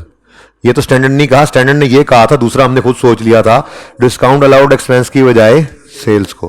और बात भी वही बनती है, देखो इनकम का क्रेडिट होना मतलब इनकम का बढ़ना है, तो एक्सपेंस का क्रेडिट होना, एक्सपेंस का कम होना, बात तो एक ही है। इनकम बढ़ रही है या एक्सपेंस कम हो रहा है, बात तो एक ही बनती है ना, क्या ख्याल है। सेल्स का क्रेडिट होना मतलब सेल्स का बढ़ना, और एक्सपेंस का क्रेडिट होना एक्सपेंस का कम होना है। तो एक्सपेंस का कम होना या इनकम का बढ़ जाना, बात एक ही है, बस प्रेजेंटेशन बदली IFRS 15 ने आके कि एक एक्सपेंस रिवर्स, मतलब उसने कहा था ना एक्सपेंस रिकॉर्ड ना करो, सेल को ही कम करो, वो तो हम उसको रिवर्स कर रहे हैं ना। तो आप पहले एंट्री पुराने तरीके से कर लिया करो, बेशक पर्चे में भी इसको काट के यहां पे परचेज और सेल फिर लिख लेना, कोई मसला नहीं बेटा। अब जीपी पे असर, जी बेटा क्या, एक मिनट, एक मिनट पहले इधर से आवाज आई। हाँ, प्रॉफिट हो जाता है और एक चीज ग्रॉस प्रॉफिट हो जाती है, एक नेट हो जाता अभी तक तो हमने सिर्फ ग्रॉस वाली लेनी है, और चूंकि सुनो ये पुराना सोल्यूशन है, इसके अंदर ये दोनों ही जीपी पे इंपैक्ट नहीं डाल रहे थे, क्योंकि जीपी के बाद में आती हैं अदर एक्सपेंसेस और अदर इनकम, लेकिन अब रूल बदलने से ये दोनों ही जीपी पे इंपैक्ट डालेंगी। तो आपका सोल्यूशन वो होगा जो ईद के बाद आके मैं आपके सामने बनाऊंगा इस सवाल में। तब तक आप इंतजार में ही रहेंगे, सोल्यूशन करके रख के बैठे रहेंगे कि सर आएंगे, सीबी वाला सवाल ओपन करेंगे और इस प्रॉफिट इंपैक्ट को लिखेंगे, तो हम भी चेक करेंगे हाँ हमने भी सही सोचा, या नहीं होगा क्लियर तो फिर उस वक्त डिस्कस होगा। ये तो अच्छा है ना कि उसका सोल्यूशन भी अवेलेबल नहीं है अब, असल वाला जो मैंने बदल दिया ना, वरना नकल वाला तो अवेलेबल होगा। ठीक है जी स्टूडेंट।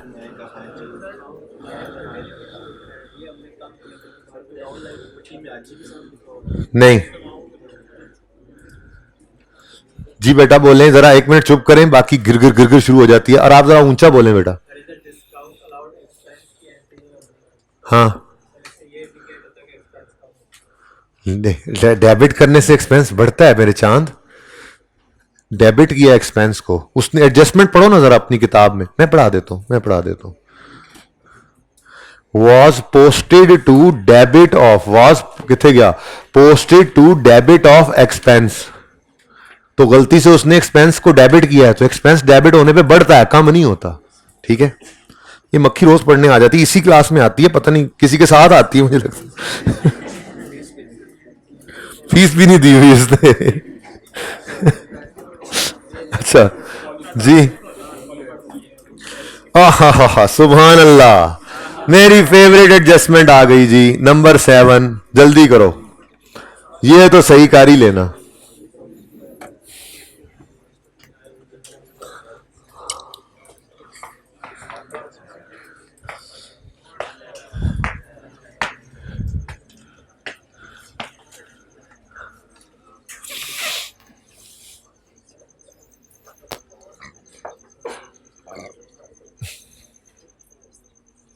समझ आ रही है तुम्हें अफाज?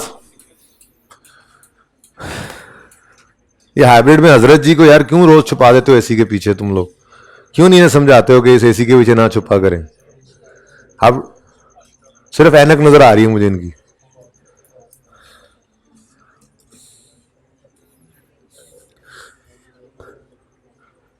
ये हजरत जी बोलते तो नहीं है क्लास में? क्लास से बाहर कभी नहीं बोला, क्लास में कहां बोलना है इसने? शरीफ आदमी है। हाँ जी, कुछ बनी? अच्छा एक मिनट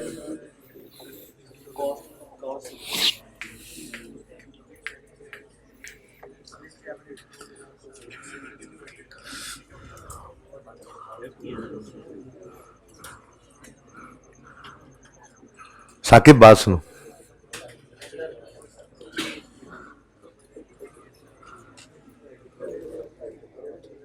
गाड़ी में ना पीछे एक बैग सा पड़ा है शॉपर टाइप, उसमें एक सूट होगा मेरा, वो निकाल के ना इधर कमरे में पलटी रूम में रख लो।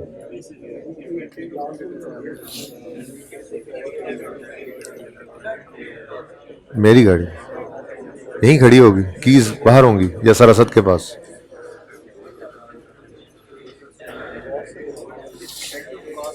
जल्दी से आ जाना, फिर वीडियो भी चलानी है इधर, मैंने चेक भी करना है कि कल कैसी वीडियो चलेगी। अच्छा भाई बात सुनो, जब आपकी क्लास में वो रिकॉर्डिंग प्ले होगी तो प्रॉमिस करो मेरे साथ सारे हाथ खड़े करके, कौन कौन नहीं बोलेगा इंशाल्लाह। हाथ खड़ा करें, सब हाथ खड़ा करें।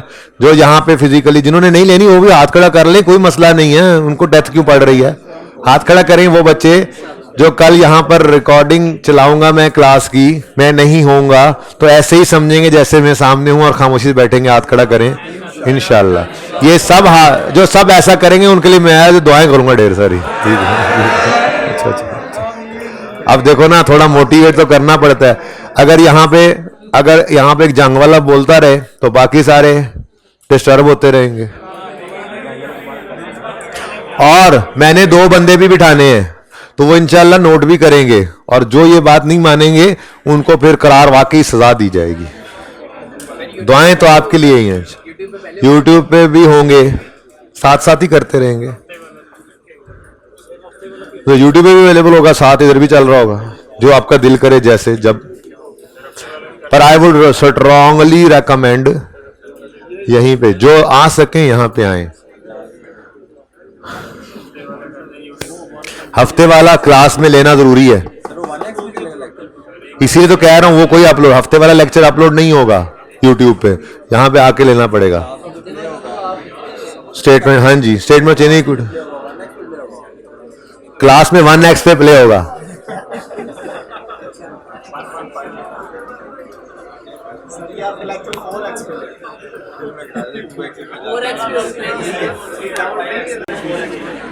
अच्छा जी प्लीज चुप करें, बहुत हो गया rest. Adjustment. SB started using an inventory as an office machine. और इसका काम क्या था? इक्विपमेंट और मशीनें बेचना। भाई साहब अगर ये इक्विपमेंट और मशीनें बेच रहा है तो ये उसका स्टॉक है, जैसे एसी वाले के लिए एसी स्टॉक है, कारें बेचने वाले के लिए कार स्टॉक है। तो जिस बंदे ने एसी बेचने की दुकान खोली हुई है उसको अपनी दुकान में एसी लगाना पड़े तो वो साथ वाली दुकान से तो नहीं लेने जाएगा, अपनी दुकान की अपनी इन्वेंट्री में से उठा के एक अपनी दुकान में लगा देगा और चला लेगा, ठीक है। लेकिन इसकी एक एंट्री करनी पड़ेगी। क्यों? क्योंकि यूज बदल गया। पहले एक चीज फॉर सेलिंग पर्पस थी, यानी सेल करने के लिए रखी हुई थी, ठीक है, और उसका यूज बदल गया। अब उसको हमने सेलिंग पर्पस से हटा के इस्तेमाल करना शुरू कर दिया तो IS 16 का प्रॉपर्टी प्लांट इक्विपमेंट बन जाएगा, ठीक है। अब इसमें हर्ज कोई नहीं है, कर ये सकते हैं, लेकिन एक अकाउंटिंग एंट्री पास करनी पड़ती है और वो अकाउंटिंग एंट्री हुआ करती है फिक्स एसेट में। एक चीज आ गई, इन्वेंट्री से निकल गई, फिक्स एसेट डेबिट। अगर परपेचुअल सिस्टम यूज कर रहे हो तो इन्वेंट्री अकाउंट क्रेडिट, और अगर पीरियोडिक यूज कर रहे हो तो परचेजेस क्रेडिट। ठीक है ना, ये मैंने एंट्री सिखाई है आपको, okay. Drawings in the form of goods कर ले, बचपन में सिखाया था, एंट्री होती है ड्राइंग्स डेबिट परचेजेस क्रेडिट। पूरी बात क्या है? पीरियोडिक सिस्टम हो तो एंट्री होती है drawings debit purchases credit, perpetual system हो तो एंट्री होती है ड्राइंग्स डेबिट इन्वेंट्री क्रेडिट, ठीक है। तो भाई आप यूज करो बेशक, अपने ही एसी को, बेचने वाले एसी को निकालो अपने शोरूम के उस डिस्प्ले से और निकाल के अपनी दुकान में लगा के चलाओ, लेकिन एक एंट्री पास कर लो, फिक्स एसेट डेबिट करके परचेजेस को क्रेडिट कर लो। लेकिन याद रखना ये एंट्री हमेशा विद कॉस्ट होगी। खुद को चीज बेच के खुद से प्रॉफिट नहीं कमाया जाता, प्रूडेंस कॉन्सेप्ट की वायलेशन है, ठीक है। तो हमेशा ये एंट्री किससे करोगे? कॉस्ट से। अब जी जी स्टूडेंट, बता रहे थे कि उसके पास कोई मॉडल वगैरह भी नहीं आता, तो वो भी तो रीजन है ना सर इसकी, इस वजह से 145 तो मैंने पढ़ा ही नहीं है। अच्छा जी, मैंने ये कहा है कि जब भी कभी आप अपने स्टॉक को अपने यूज में ले आए, फॉर सेल चीज रखी हुई थी, यूज करने लग जाएं, तो ये ट्रांसफर की एंट्री लाजमी है और ये एंट्री हमेशा करेंगे विद कॉस्ट, ठीक है, सेलिंग प्राइस से नहीं करनी, ओके। अच्छा, SB started using an inventory item as office machine effective from 1 अक्टूबर 2018। तो ओरिजिनल एंट्री पहले कर लें। एडजस्टमेंट नंबर कौन सा है? ओहो जी, एडजस्टमेंट नंबर 7। तो बता दो जी ओरिजिनल एंट्री क्या होगी? क्या इक्विपमेंट बोला उसने, मशीन उसने यूज करना शुरू, तो एंट्री कर दो मशीन डेबिट। PPE भी डेबिट कर सकते हो, बहरहाल मशीन या मशीनरी जो भी लिख लो डेबिट, और इन्वेंट्री या परचेजेस, क्योंकि सिस्टम कौन सा यूज कर रहा है? पीरियोडिक, तो फिर परचेजेस। और अगर परपेचुअल सिस्टम यूज कर रहा होता तो फिर क्या इसको इजाजत ही नहीं थी अपनी इन्वेंट्री इस्तेमाल करने की? इजाजत फिर भी थी, लेकिन इन्वेंट्री क्रिएट करना था। अब अगली बात, यार मत बोला करो ना यार, ड्यूरिंग मेरी डिस्कशन मत बोला करो, कितनी बार समझाऊं। अच्छा, उन्होंने तो कोई एंट्री खैर से नहीं की, एक तो ये बड़ा मसला हो गया। क्या? उन्होंने no entry has been made, no adjustment has been recorded. का मतलब क्या है? रॉन्ग एंट्री क्या हुई है? कोई एंट्री नहीं हुई। गलती क्या हुई है कि कोई गलती नहीं हुई, मतलब कुछ एंट्री ही नहीं हुई। अच्छा जी, अब आगे वो कहता है ओहो ये मसला हुआ ना, and this item is included in. मेरे दोस्तों ये वाला मामला तो फिर नजर आ रहा है कि क्लोजिंग स्टॉक में एक चीज शामिल है जो क्लोजिंग स्टॉक में नहीं होनी चाहिए थी। वो स्टॉक रही ही नहीं है, वो दौरान साल ही फिक्स एसेट बन गई है। तो फिक्स एसेट में डेबिट करके उसे परचेजेस में से क्रेडिट कर देना था और क्लोजिंग स्टॉक की गिनती में उसको नहीं लेना था। हो गया मसला। अब ये एंट्री पास करके आप मशीन को भी सही कर लोगे, परचेज को भी सही कर लोगे, पर एक मसला तो स्टिल रह जाएगा। क्लोजिंग स्टॉक में तो वो गिनती करके आपने लिख ली ना, पीरियोडिक सिस्टम में तो गिनती वाला स्टॉक ही हमारा स्टॉक है, तो स्टॉक के अंदर ये भी अमाउंट एडेड है, तो स्टॉक में से इस अमाउंट को भी माइनस करना पड़ेगा। जब माइनस करेंगे तो क्लोजिंग स्टॉक क्या होगा? कम। स्टॉक की एडजस्टमेंट के लिए जिंदगी सुकून में बढ़ाना है या करना है स्टॉक को, ये सोचो। एसेट है, आसानी से सोच लोगे। दूसरा इंपैक्ट कॉस्ट ऑफ सेल पे डाल दो, ठीक है। तो ये दोनों काम ही करने पड़ेंगे। पहला मशीन, अच्छा ओहो आगे तो पढ़ लो, फिगर तो मिली नहीं। The cost and selling price of item is 145 and 182। क्या रेलेवेंट है? ये सिर्फ परेशान करने के लिए दिया गया था। वैसे तो आप इंशाल्लाह सवाल करोगे टाइमथी वाला, या उसके अंदर शायद मार्कअप मार्जिन मैंने उसी क्लास में किया, वैसे आपने तो कर लिया हुआ है। आपको सवाल के अंदर ना कभी कभी ये फनकारी भी लगा देगा कि सेलिंग प्राइस दे देगा, कॉस्ट देगा ही नहीं। ये एंट्री करनी है कॉस्ट से, दे देगा आपको सेलिंग प्राइस, साथ में मार्कअप मार्जिन दिया होगा। तो सेलिंग प्राइस से कॉस्ट आपको खुद बनाना पड़ेगा, एंट्री कॉस्ट से ही करनी है, ये याद रखना। लेकिन आज तो आसानी थी, सेलिंग प्राइस अलग और कॉस्ट अलग दी हुई थी। सेलिंग प्राइस को इग्नोर करें, 145 से ये एंट्री पास करें, 145,000 से मशीन डेबिट और परचेजेस क्रेडिट, ठीक है। और ये काम नहीं हुआ तो फिर ये काम कर लो, पहले ये तो करो ना। तो मशीन या मशीनरी डेबिट और परचेजेस क्रेडिट, भाई यहां तक कोई मसला है तो बताएं। ये बात समझ आती है? अच्छा, अब ये गलती तो ठीक हो गई, लेकिन एक और मसला भी हो गया दोस्तों, और वो मसला ये है, डेप्रिसिएशन चलो इसी के साथ जगह छोड़ देता हूं और बताओ। लेकिन एक और मसला अभी भी है, वो मसला ये है कि वो कह रहा है कि क्लोजिंग स्टॉक में इसको गिनती कर गए हैं हम, क्लोजिंग स्टॉक में इसको गलती से इंक्लूड कर दिया है, नो एडजस्टमेंट वॉज रिकॉर्डेड। ये तो एक गलती थी ही, उसके साथ साथ एक और गलती क्या की हमने, and this item is included in closing inventory. Closing inventory में क्यों डाल दिया तुमने इसको? ये इन्वेंट्री है, बोलो इन्वेंट्री है, वो ऊपर ऐसी लगा हुआ है, पीपी बन गया, तुम इन्वेंट्री में गिन रहे हो, गिनती कर लिया तो पीरियोडिक स्टॉक बन गया, और तुमने स्टॉक की एंट्री कर दी है, stock debit cost of cell credit. अब सही करोगे तो इंपैक्ट निकलेगा। उसी तरह से करना है, लंबी सोच नहीं सोचनी, सुकून से बताओ। एक चीज क्लोजिंग स्टॉक में एडेड है, होनी चाहिए थी एडेड नहीं, गलत है। सही करने के लिए क्या करोगे? कम करोगे। तो क्लोजिंग स्टॉक कम कर दो, क्लोजिंग इन्वेंट्री लिखना, भाई नाराज हो जाएगा। क्लोजिंग इन्वेंट्री फिर एडेड क्लोजिंग स्टॉक, वैसे इजी लगता है, और पता नहीं क्या हो गया यहाँ पे, इन्वेंटोराई, वही स्टॉक लिखने देते। कितने से जी? 145 से इसको कम करो भाई। पीरियोडिक सिस्टम ना होता तो फिर वो बात थी, पीरियोडिक सिस्टम की वजह से ही तो मसला है कि क्लोजिंग स्टॉक में गिनती हो गई है तो क्लोजिंग स्टॉक का हिस्सा भी बन गया है, और अकाउंट्स बन गए हैं, तो फिर कॉस्ट ऑफ सेल में से वो माइनस करने वाली एंट्री भी कर चुके हैं। ऐसे थोड़ी अकाउंट्स बनते हैं, अकाउंट्स ऐसे थोड़ी बन जाते हैं। क्लोजिंग स्टॉक की एंट्री हुए बगैर अकाउंट्स बन जाते हैं? नहीं बनते। तो उसने कर दी एंट्री, और जब उसने स्टॉक में शामिल कर दिया तो गलत हो गया, निकालेंगे तो फिर असरात लेने पड़ेंगे, ठीक है। तो closing inventory, closing stock credit हुआ। दूसरा इंपैक्ट इधर देखो, इधर देखो, कॉस्ट ऑफ सेल, आंखें बंद करके, कॉस्ट ऑफ सेल्स डेबिट 1,45,000। मैं चाहता हूं आपका भी पर्चा पास हो जाए। अच्छा, सर अगर हम इसको नेट ऑफ करके लिख लें, कॉस्ट ऑफ सेल एक तरफ डेबिट हो रहा है, दूसरी तरफ परचेज क्रेडिट। यार मत लिख लो, मैं तो ऐसे ही करूंगा, मैं तो ऐसे ही करूंगा, मेरे जैसों को समझ आ जाएगी। मैं नेट कर दूं तो ये पता नहीं बाहर जाके लोग क्या कहेंगे, पागली हो, ठीक है।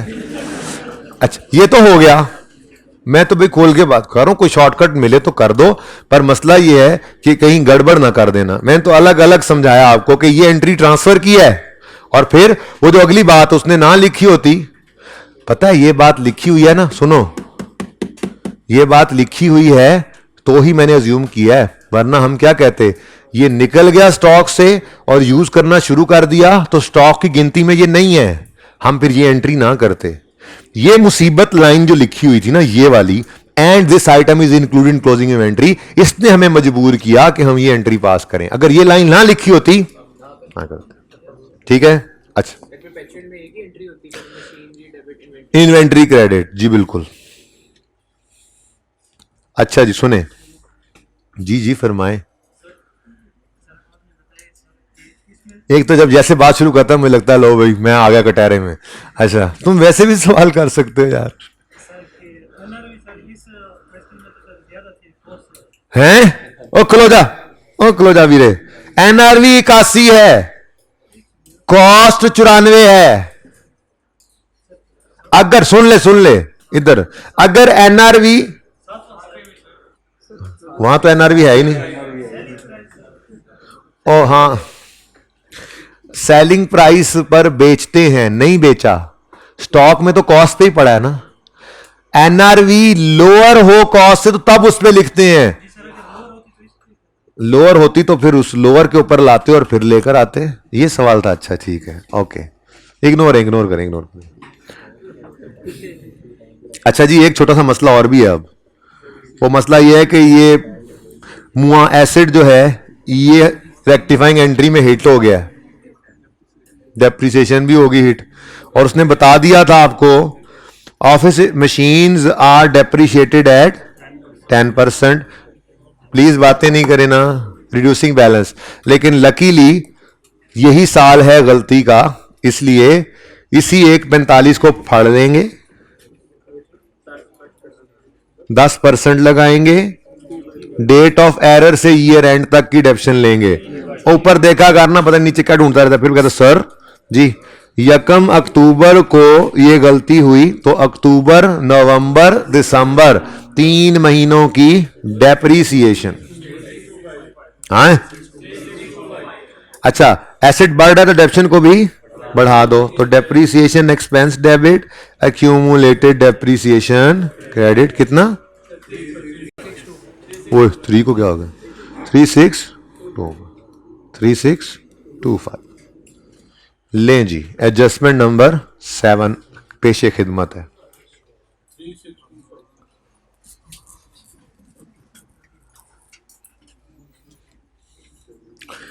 अच्छा जी, टफ एडजस्टमेंट सिर्फ एडजस्टमेंट नंबर 8 ही है, बाकी एडजस्टमेंट पहली बार देखी है इसलिए जरा लगी है टफ। अभी जब दूसरे सवाल करोगे ना, वो उन बच्चों को पहले कराएं, प्री वालों को, उनमें इन्हीं बातों पे स्ट्रेस होगा जिनमें आपकी आज स्ट्रेस हुआ है, तो आपको वहां पे लगेगा यार ये तो आसान बात है, सर इतना जोर क्यों लगा रहे हैं, वो इधर लग गए ना आपको, उधर पहली बार उनके सामने आई थी। तो अब ये एडजस्टमेंट्स आप देखोगे, इसमें से काफी, ये जो 5 सवाल करने हैं ना, इनके अंदर आप देखोगे कॉमन फैक्टर क्या होगा, 60 to 70% एडजस्टमेंट एक जैसी होंगी। असल तैयारी उनकी होती है कि हर सवाल के अंदर वो 60-70% एडजस्टमेंट हमेशा आनी होती है। असल तैयारी हम उनकी करते हैं, बाकी तो लगी तो रोजी, ना लगी तो रोजा, मैं पहले भी कहता होता हूं, ठीक है ना। वो समझ आ जाए एडजस्टमेंट्स तो आ जाए, ना आए तो हमें उनसे कोई इतनी परवाह नहीं होती। हम हर सवाल 60-70% सही कर लें तो भी पास है इंशाल्लाह, ठीक है। बस दलेरी होनी चाहिए, ये मैं हौसला ही दे रहा हूं कि दलेरी से पर्चा करते जाओ, जो आता है करते जाओ, जो समझ में आए करते जाओ, रुकना नहीं है, किसी जगह पे स्टक नहीं होना है। हर सवाल में आसान नंबर आपका इंतजार करेंगे, करते जाओ सवाल, पर्चे से उठ के आओ तो सारा सवाल तकरीबन 90% तक सवाल अटेम्प्ट हो चुका है, इंशाल्लाह पास भी हो जाओगे। जो करते आओगे उसमें से नंबर मिलते जाएंगे, ठीक है ना।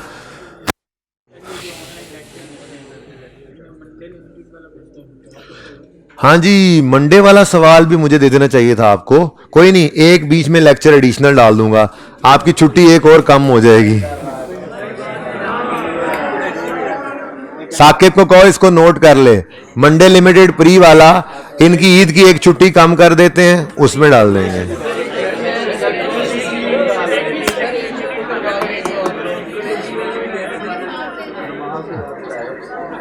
आप लोग मेरे साथ ही हैं, दुआओं में भी मैं आपको याद रखूंगा, और वैसे भी आप लोगों का ख्याल तो मुझे रहना ही है, मेरे साथ ही होंगे। जब मेरे लेक्चर सुन रहे होंगे, पढ़ रहे होंगे, FAR 1 पढ़ रहे होंगे, तो साथ ही होंगे ना।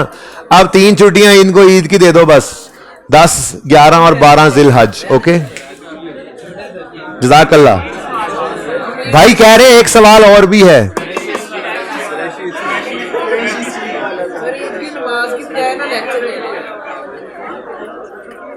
आपको प्लीज सुने, आपको वैसे भी 1 घंटा 10 मिनट का लेक्चर बोर करता है, तो जो लेक्चर वो अपलोड होगा वो कुरैशी स्टील और मंडे लिमिटेड का इकट्ठा लेक्चर होगा, एक ही अपलोड होगा। छुट्टियां 3 दी जाएंगी आपको। ओके, चुप, मांगा डिस्क्वालीफाई कर दूंगा। अच्छा सुनो, एडजस्टमेंट कर लो, जरा मुश्किल है, टाइम लग जाना है यार, कभी कभी लेना पड़ता है। अब सुनो सुनो सुनो सुनो, अब मेरा ज़हन बदल गया है इस बारे में। BRS की डिस्कशन 20 मिनट की, 20 मिनट की, आई थिंक 20 मिनट की है, 20-21 मिनट की, तो छोटा सा क्लिप है, सुनो। उसके अंदर बिल्कुल सादा एग्जाम्पल के साथ आपको समझाया गया, ठीक है। उसको आप BRS को समझेंगे और फिर ये एडजस्टमेंट्स में से आप ये भी सही समझ जाएंगे, नहीं शायद ना समझ पाएं, शायद ना समझ पाएं, शायद समझ भी जाएं, ठीक है। लेकिन इनको डिस्कस करेंगे। हो सकता है मैं मंडे वाले दिन, सैटरडे वाले दिन आपको क्लास के अंदर जब आऊँगा पढ़ाने, तो आपकी क्लास तो जाहिर है सैटरडे को भी होगी, तो उसके अंदर मैं इसको कंप्लीट हो क्या सकता है, बल्कि डन हो गया। स्टेटमेंट चेनी कुटी करवाने के बाद ना आपको वो हो जानी है मैक्सिमम भी कोई 1 घंटे 20-25 मिनट में पहला सवाल पूरा विद डिविडेंड और इशुएंस ऑफ शेयर कैपिटल, छोटा सा कॉन्सेप्ट और छोटा सा सवाल करवाता हूँ। बाकी पास पेपर तो अगले लेक्चर में है, तो वो हो जाना है। उसके बाद हम सुकून से, आप BRS की रिवीजन करके आए होंगे, लेकिन वो थोड़ी रिवीजन है, उसके अंदर मैंने पोस्ट डेटेड चेक्स की बात करनी है, अभी वो यहाँ पे करूँगा, टाइम बार्ड की थोड़ी सी बात करूँगा, तो यानी कि उसके अलावा 5-7 मिनट की डिस्कशन मैंने करनी है, वो कर लेंगे और ये एडजस्टमेंट डिस्कस कर लेंगे, तो ये भी ओके हो जाएगा। तो ये इंशाल्लाह, लेकिन आपने ट्राई करना है, वो 20-22 मिनट का लेक्चर लेके BRS का आपने इनको ट्राई करना है। तो हफ्ते वाले दिन शेर चनी कुटी का सवाल खत्म करते ही मैं ये आपको डिस्कस कर दूंगा, ये भी प्लस BRS की 2-4 बातें जो उस क्लिप के अंदर नहीं है, वो पोस्ट डेटेड चेक हो गया, टाइम बार्ड चेक हो गया, ऐसी कोई 1-2 बातें जो जरूरी समझूंगा। ठीक है बेटा, ओके। मेरी तरफ देख के बोली जा रहा है बेशरम। वो तो सबका ही रहता है, वो मैं खुद बाद में, वो उस आधे घंटे में होगा जो इंशाल्लाह ईद के बाद सबका कॉमन होगा, ठीक है ना, वो रिवीजन में। अब वो रिवीजन जो चीजें रह गई हैं ना बेटा पिछले टॉपिक्स में, सुनो, जो चीजें पिछले टॉपिक्स में रही हुई है ना, सबकी छोड़ी हुई है मैंने, जो प्री की छोड़ी थी आपकी भी छोड़ दी थी, इसीलिए कि एक बार आप मिला लो इनको साथ। उसके बाद 15 से ऑनवर्ड्स हर रोज आधा घंटा जो बात होगी, उसमें फायदा भी यही है, हम हर रोज 2 दिन 3 दिन लगा के आगे 16 रिवाइज करेंगे, अब वो बातें सारी याद हो जाएंगी, रिवैल्यूएशन भी आ जाएगी, फिर लगेगा हाँ हाँ हमने पढ़ा हुआ है। फिर ऐसे IAS 23, IAS 36 सारे टॉपिक्स, कमी बेशियां दूर होती जाएंगी, रिवाइज भी होते जाएंगे, तो आप मेरा कॉन्फिडेंट होके जाएंगे छुट्टियों में कि हम तो सब कुछ ही करंट लेकर आ रहे हैं, ठीक है ना। तो मेहनत जारी रखना, इंशाअल्लाह अल्लाह ने चाहा तो पास हो जाओगे। Another office machine costing 270 with a carrying value of 127,200 as on यकम जनवरी 18 was disposed of on यकम सितंबर 18 for 80,000। करो, चलो करो, पानी पिला दे यार मुझे। अच्छा कह रहे छुट्टी कर दें, ठीक है। सुनो आप मेरी बात, एक मैं इसका सुनो, नहीं है चलो मैं बाहर जाके पी लूंगा। सुनो अब इधर, पूरी ईमानदारी से इसको अटेम्प्ट करना है, फिर मैं जो तस्वीर सामने करने लगा हूं वो तस्वीर बाद में देखनी है, लेकिन कसम हो आप लोगों को अगर पहले वो तस्वीर देखो तो ओरिजिनल, अभी तो तस्वीर लोगे ना, वो कसम में नहीं आता। फिर जब घर पे जाकर सुनो ना प्लीज यार, प्लीज सुन लिया करो यार, जो आप लोगों ने इस एडजस्टमेंट को पढ़ के ओरिजिनल रॉन्ग रेक्टिफाइंग करनी है ना, जब तक रेक्टिफाइंग एंट्री मुकम्मल नहीं कर लेनी, कसम है आपने उस तस्वीर को नहीं देखना, बस अब खींचने के लिए देख लेना एक बार, ठीक है, सही है। और इसको भी ट्राई करना है आपने, सवाल खत्म है। तो मैं इंशाल्लाह हफ्ते को ये एडजस्टमेंट भी हालांकि आपको समझ आया नहीं तस्वीर देख के, लेकिन मैं फिर भी डिस्कस करूंगा। अब सब्र करो जरा, लेट मी लब।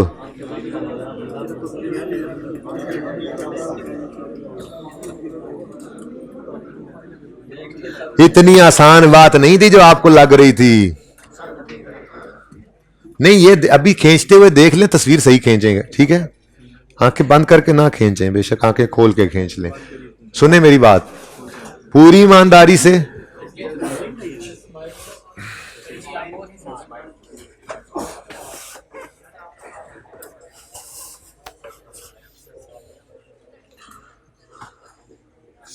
भाई वो वीडियो ले आओ।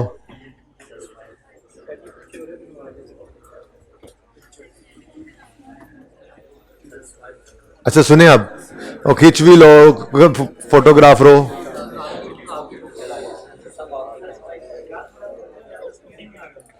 भाई थोड़ा थल्ले हो जाओ, तस्वीर नहीं आ रही भाई। अब भाई सही है, मैं हूं ना भाई, खादिम मौजूद हो तो फिर नहीं, वो वाला खादिम नहीं। चुप करेंगे खवातीनों हजरात, चुप करेंगे प्लीज, थोड़ा चुप करेंगे। एडजस्टमेंट को पूरी ईमानदारी से, सारी ओरिजिनल देखो, अजीबोगरीब सी ओरिजिनल है, पूरी अटेम्प्ट करोगे, रॉन्ग भी करोगे, रेक्टिफाइंग भी, अपनी पूरी कुव्वत कोशिश लगाने के बाद जब चारों शाने चित हो जाए फिर इस तस्वीर को देखना, उससे पहले नहीं, ठीक है? सही है ना? सॉल्यूशन के अंदर भी ऐसे ही है, लेकिन ये मैंने इसलिए यहां पर ओपन कर दी कि आप बुक वाला सॉल्यूशन तो बिल्कुल सामने है ना, वो फौरन ओपन कर लेते हैं, तो उसको ना देखें, ठीक है? अच्छा अब सुने सुने सुने सुने, ये वाली प्लानिंग की वीडियो अभी चलने लगी है, मैं भी यहां पीछे ही हूं, बैठने लगा हूं, सुन ले। उसकी पिक्चर क्यों बनानी है तुमने?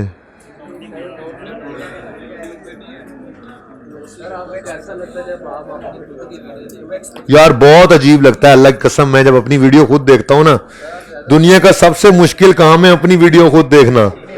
बंदे नू मुझे हंसी आ रही होती है, मैं कहता हूं यार उस्ताद ने चबला मारे हैं यार।